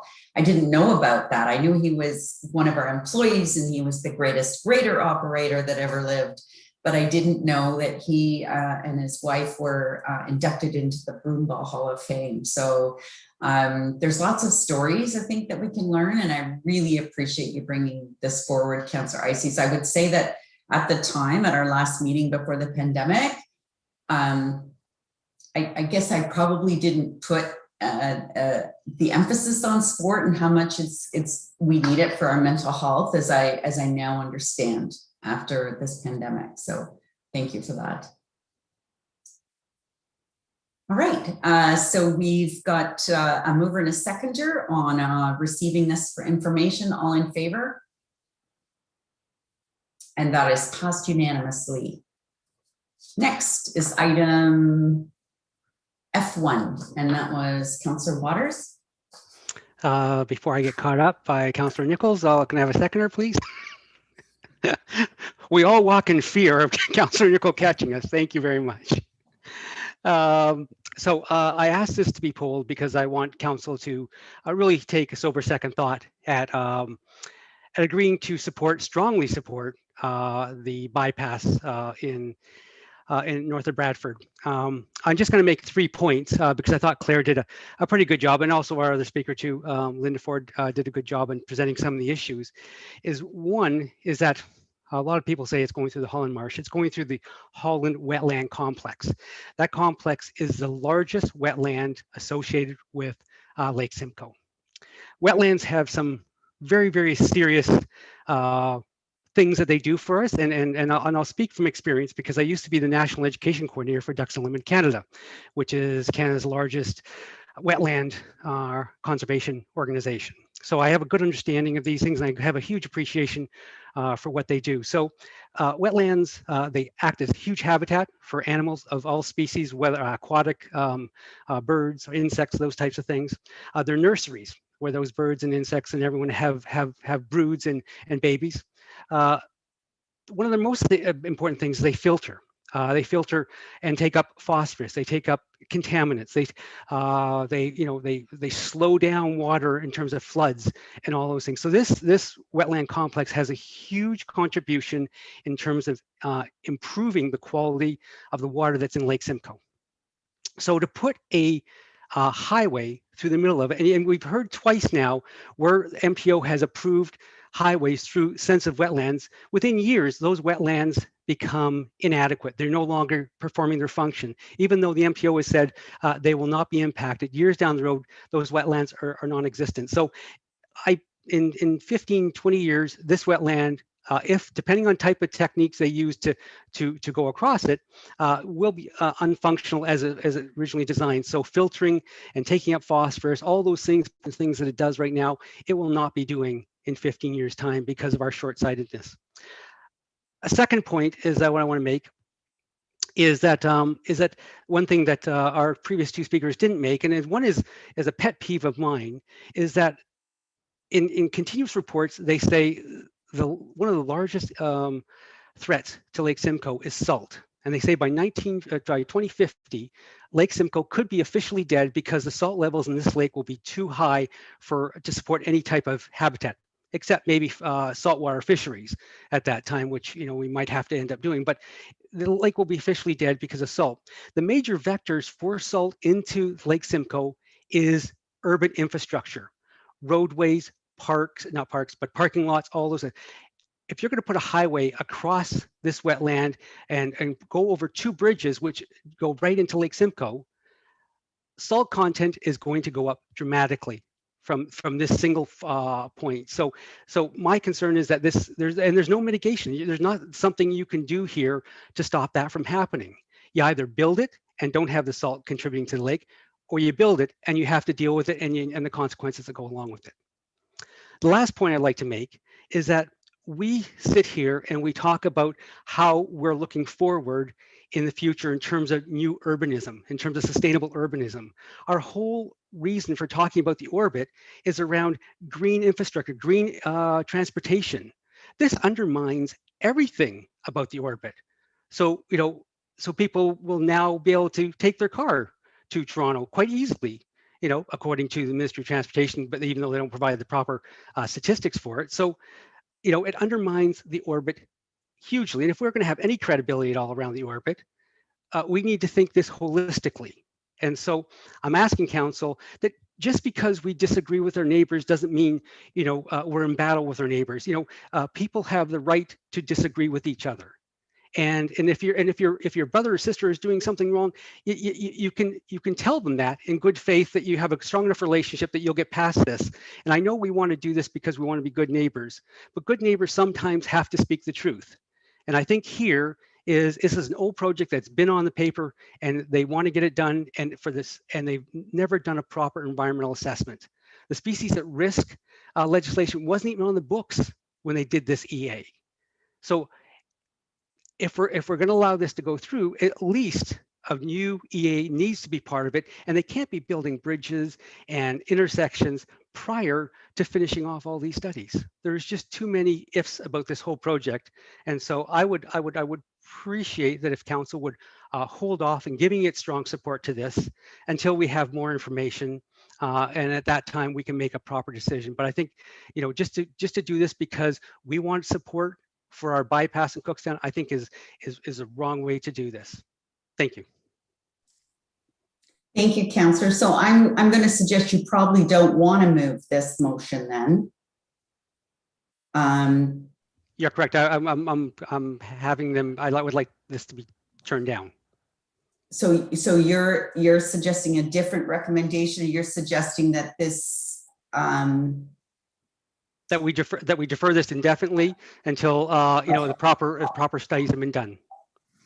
Okay, so the recommendation then from Councillor Waters is that this motion be deferred until the proper studies are done. Can I put words in your mouth, Councillor?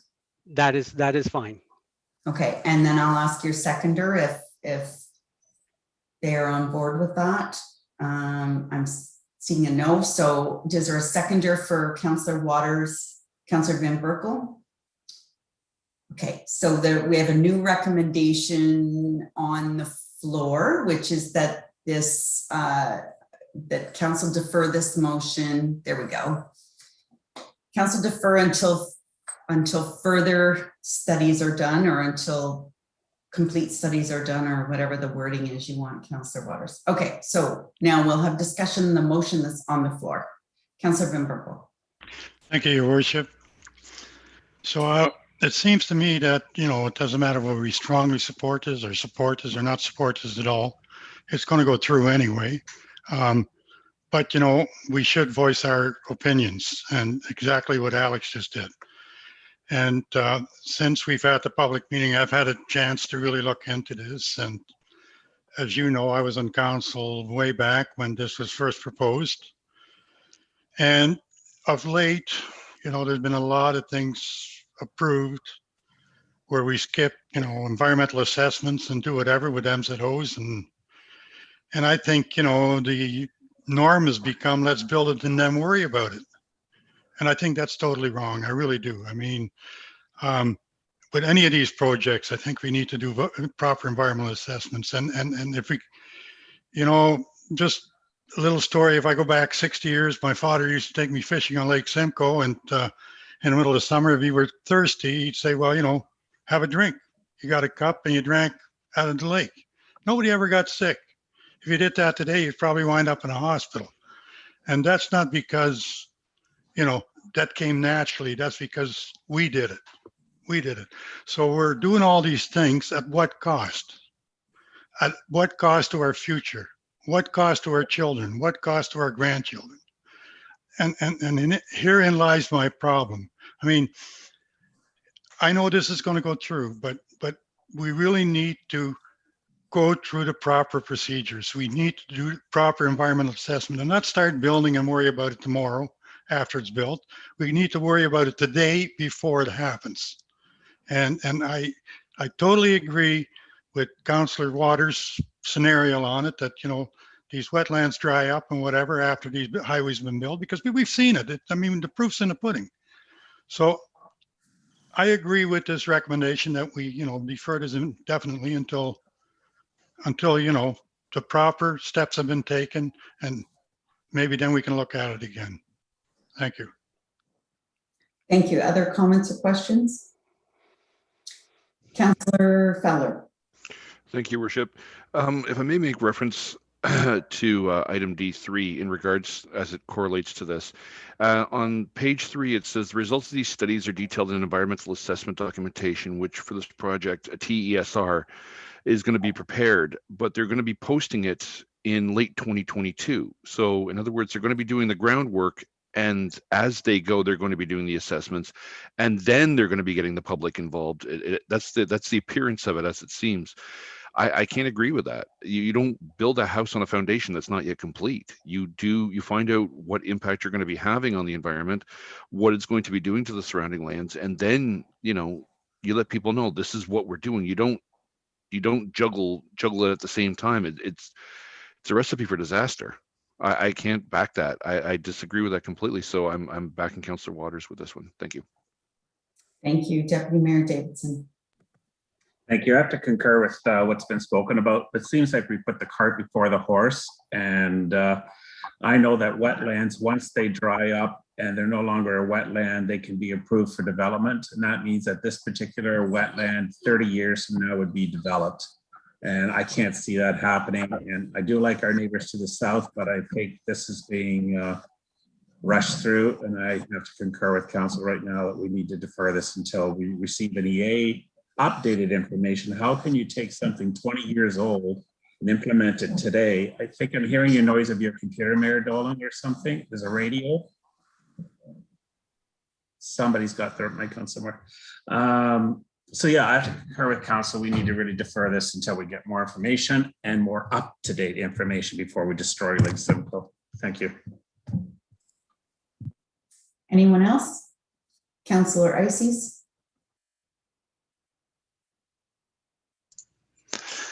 Thank you, Worship.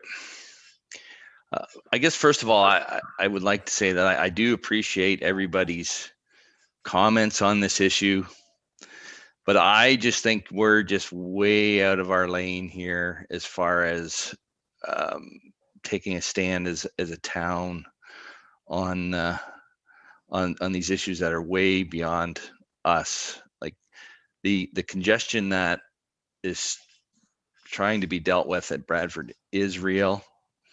You know, I do have a problem with, you know, somebody from Vaughan commenting on a road that they've hardly driven on. And I just think that for us to comment on it in this way, it's been said that it's going to be built in some way, regardless of if we say, you know, we're in favor of it or not. And it seems like we're saying it's either a road or not a road. Like I've driven on over the Everglades in Florida, and somehow they seem to have a mix of traffic and wildlife, and I just think it can be done, and we're not in the position to be able to comment on that at this level.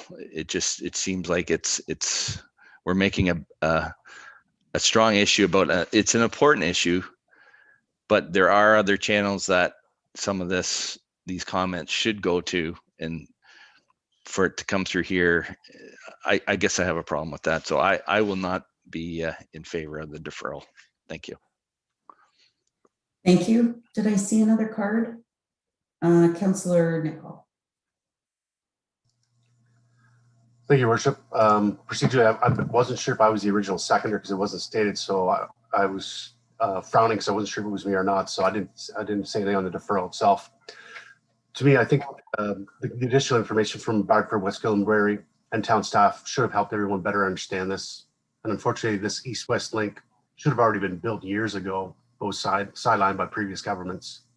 Although we received a few dozen emails against supporting this link, the overwhelming majority were not even residents of Innisfil or even Bradford. By voting on this, we're supporting principle of a link, but there's much work to be done. The highway's not going to start tomorrow. Even the federal government didn't feel the need for a new EA here, unlike they did for the 413 proposal. I think this is a needed highway, and it does make sense to support our neighbors to the north. And as Councillor Waters said, you know, we will eventually be asking them for support for the east-west link in Cookstown. So I'll go with the will of council, but I support Councillor Ices too, where I think this is going to happen. And as he said, we may be out of our lane here. So I think it was just a nod to our neighbors to the south, but we'll see where council goes with it. Thank you. Thank you. Councillor Orsatti.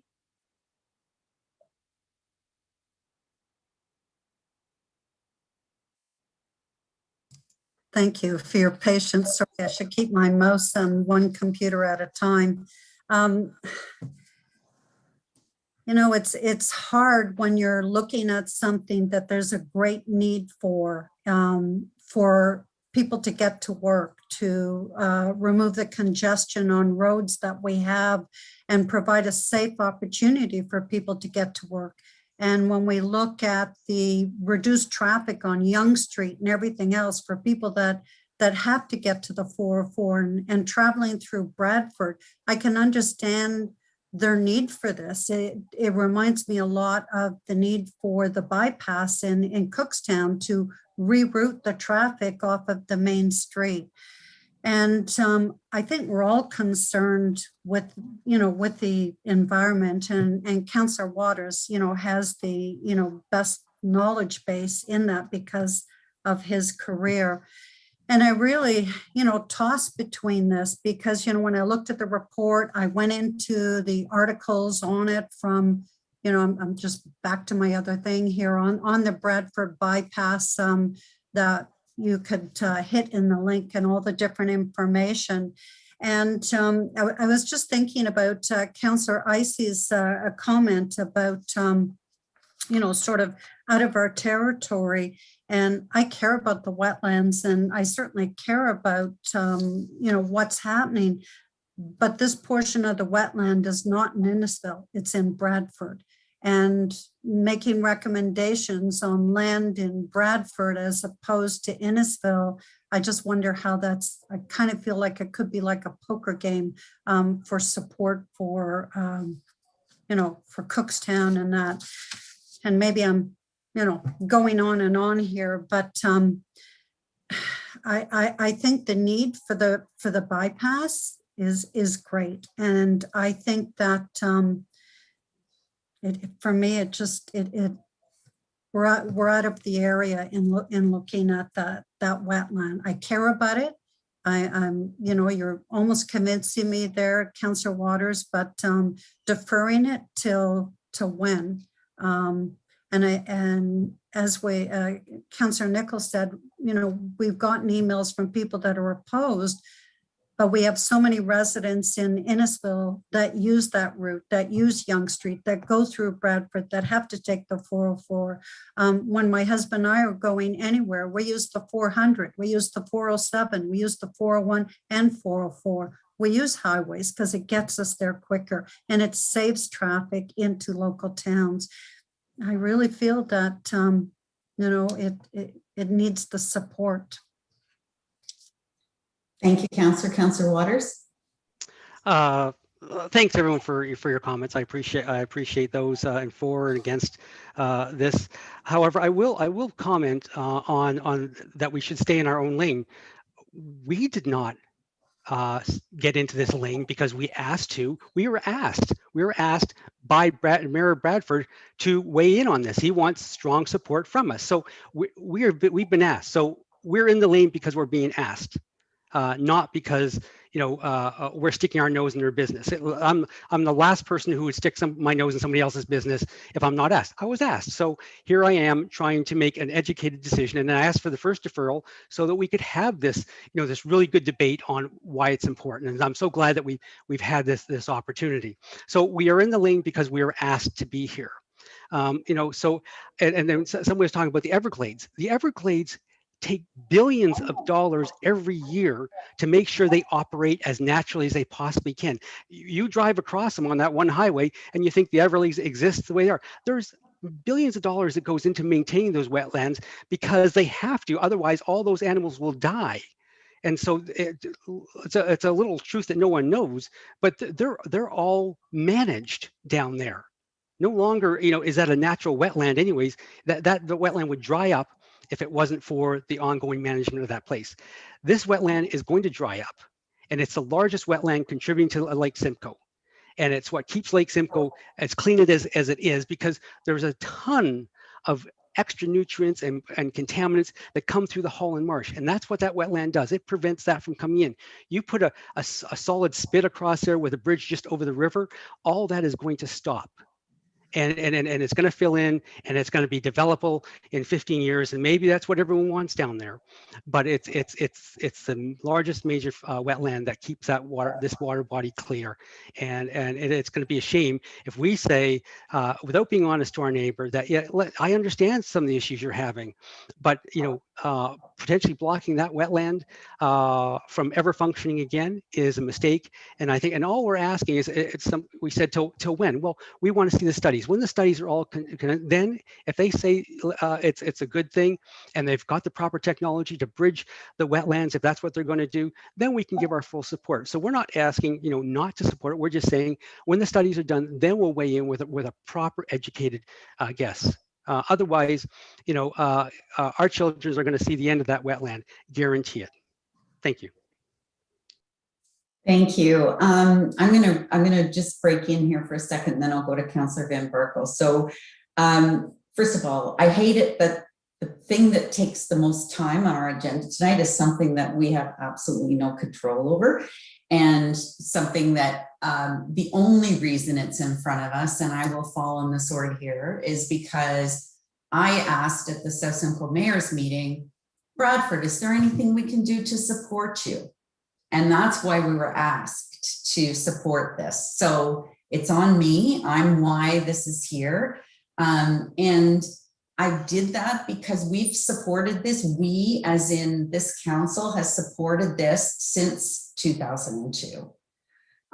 We went to delegations with the former ministers of transportation, with the chair of York Region at the time, Chair Fish, and the mayor of East Gwillimbury and the mayor of Bradford and ourselves, and supported this. So it's been on the books for a long time, and Ms. Ford actually made me feel old when she said, this was done so many years ago that we weren't old enough to be to know about it, but I was on council then. So I was on council when they were looking at the 427 extension.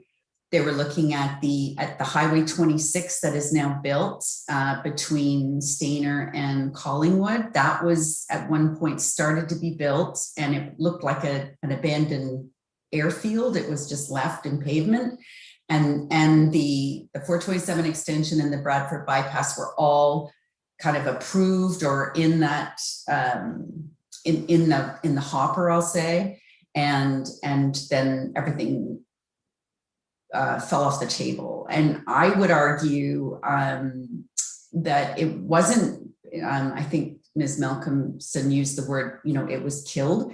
It wasn't killed. It was stopped just because of funding, not necessarily because of environmental concerns of the day. I totally accept the fact that things have changed since then, and that there needs to be more robust studies. I saw in the report from Mr. Deloy the list of the studies, and it goes on and on and on. Agricultural impact assessment, air quality impact assessment, archaeological assessment, cultural heritage assessment, drainage and hydrology, erosion and sediment, fish and habitat existing conditions and impact, fluvial geomorphology, I don't even know what that is, and on and on and on. There's another 10 after that. So that kind of convinced me that they were going to do their homework. But the point is, we're spending too much time on something we have absolutely no say over. And the only reason it's here is because I said, can we do anything to help? Just to my friends who, been doing their best to lobby us, I do have one quick comment there, because it's happened quite a few times now. And I really think that that people who are trying to lobby us and are using these MailChimps or whatever they are, really doing yourself a disservice. It does no good. When I get 6 or 7 or 20 or 30 emails that are worded exactly the same way, I don't pay any attention to them, none at all. Now, if somebody takes 5 minutes to write their own words and send me their thoughts, absolutely, I will read it and take it into consideration. But these issues of just filling up our mailboxes with these contrived emails that somebody else wrote, and then someone clicks and you get a whole bunch of them worded the same, you're not doing yourself any favors if the idea is to convince convince council to move in it, because it's about the quality of the message, not about the number of times we receive it. That's what I look at. And I know very well from the last election that this project was important to a lot of people in Innisfil. I think I received maybe 20 or 30 emails. I can tell you I heard at twice as many doors, when are you going to build? When are we going to get that road built? So those are my comments, and I'll go to, I think I saw another hand, Councillor Van Berkel. Thank you, Your Worship. And I don't think anybody's arguing with you. And I don't think anybody said here that we don't need that bypass. What we said is, you know, when they do it, it has to be done properly, not with a 20-year-old EA. You know, right here in Bel Air Beach for the water management, you know, the EA was 5 years old and we got to redo it. So that's all we're saying is get all of your ducks in place. I know that no matter what decision we come here tonight, that it doesn't matter, it's going to go through.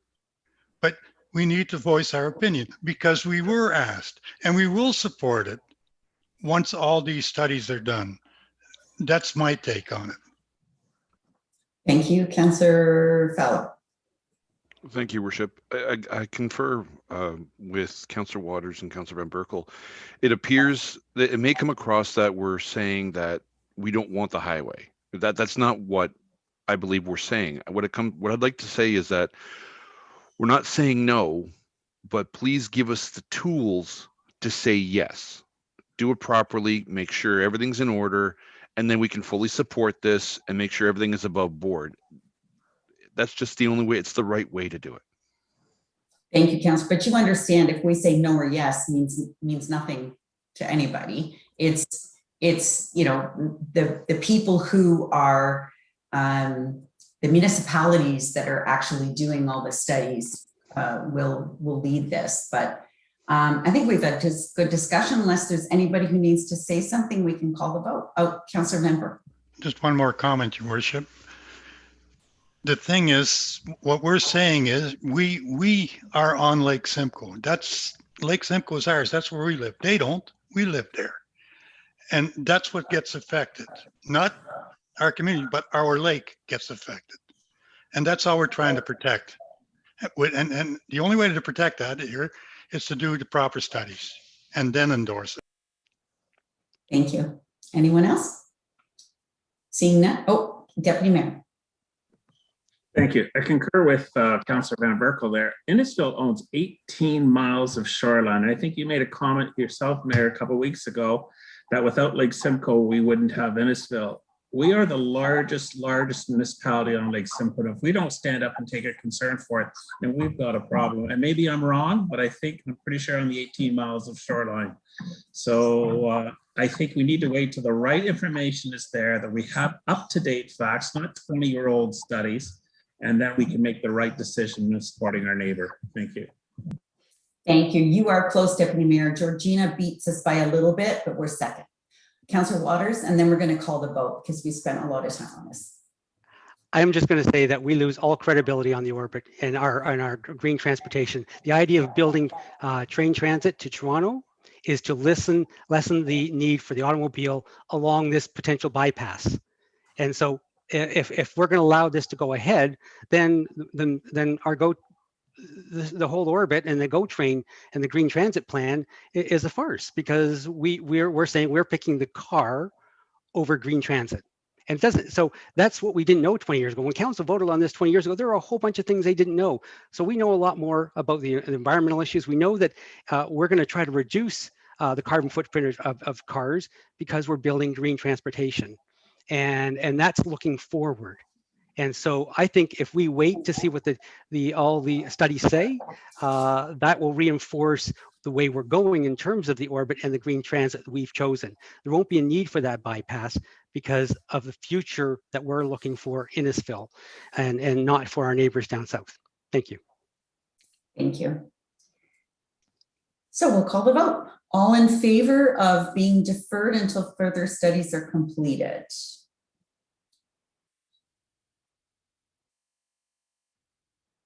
That's 1, 2, 3, 4. Those opposed? So that's defeated. So now we go back to the original motion. So that was a tie, so it was defeated, but I'm gonna solve the problem right here, because now what we're gonna do is gonna go back to the original motion, and we're gonna be 4-4, and that's gonna be defeated again. And so I think going back to the motion to deferred, if I could, I'll call to the clerk.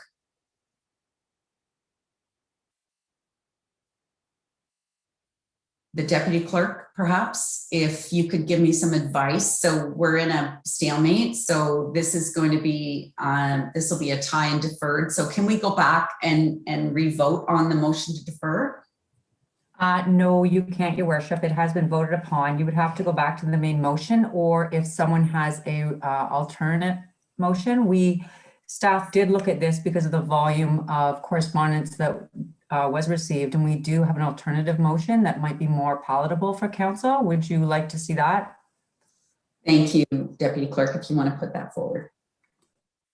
Oh, so we have to vote on the main motion first. So let's go through that. So all in favor of strongly supporting the bypass, those in favor?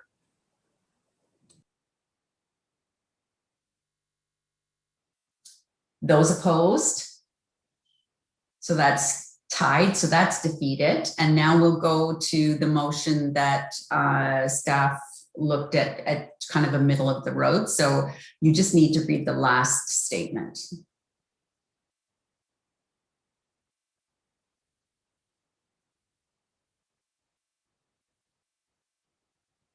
And ask if we have a mover or a seconder for this motion.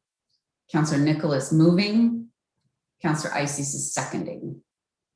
Questions or comments on this motion? I just ask council to keep in mind that really what we do doesn't matter. If we're silent on this, there's 444 municipalities in Ontario, probably, you know, probably 430 have been silent on this, and it's not going to make any difference. But if we want to consider some sort of support, we could consider this, or we can just not move forward with anything. Councillor Waters.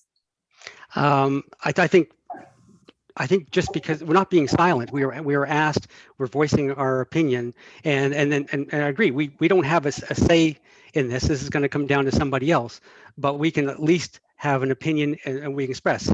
They asked for our opinion, they asked for our support, so it does matter. If we don't give it, the province is going to take that there's questions out there, and in the public opinion, they may back off and do this properly. So I think it is important, one way or the other, that we vote on something tonight, that we turn it down completely and let them go back to the drawing board in terms of doing a proper environmental assessment, which they should have done all along. Ramming this through the way they're going to is not the way to go. So I think. Sorry, let me just confirm though, Councillor Waters, your motion was just to defer our support. Okay, so that was just staying silent on it. That isn't saying, no, don't do it. That was just staying silent on it. That's what I meant by, you know, that was my comment. If I'm making any sense. Did I see other, Councillor Orsatti? And then we've really got to move along on this because. Yeah, and I just wanted to say, so with the last paragraph on this, does that not, you know, provide the balance in that? Because it's saying that the town would support it, but there has to be a thorough, transparent environmental assessment of the 400 with emphasis on state-of-the-art environmental design. So does that not address the environmental concerns? A thorough and transparent environmental assessment? So first I need a mover and a seconder to put this on the floor. I thought I had it. I did. I had Councillor Nickel, and who was the seconder? Councillor Ices. I apologize. You're right. I did. I apologize. So let's just take a vote on this, and then we'll see where it goes. And if it doesn't pass, it doesn't pass, and we'll get on with the rest of our meeting. All in favor of this motion? Those opposed? So it's defeated. Okay, so we'll move on. The next item is a rise recommendation, and I'll ask for a mover and a seconder. Councillor Deputy Mayor Davidson and Councillor Van Berkel, all those in favor? That is carried. And the recommendations, the resolutions be adopted, the adoption of what we've discussed tonight, a mover and a seconder. Councillor Ices and Councillor Waters, all those in favor? That is carried. Are there any notices of motion? We've received none. And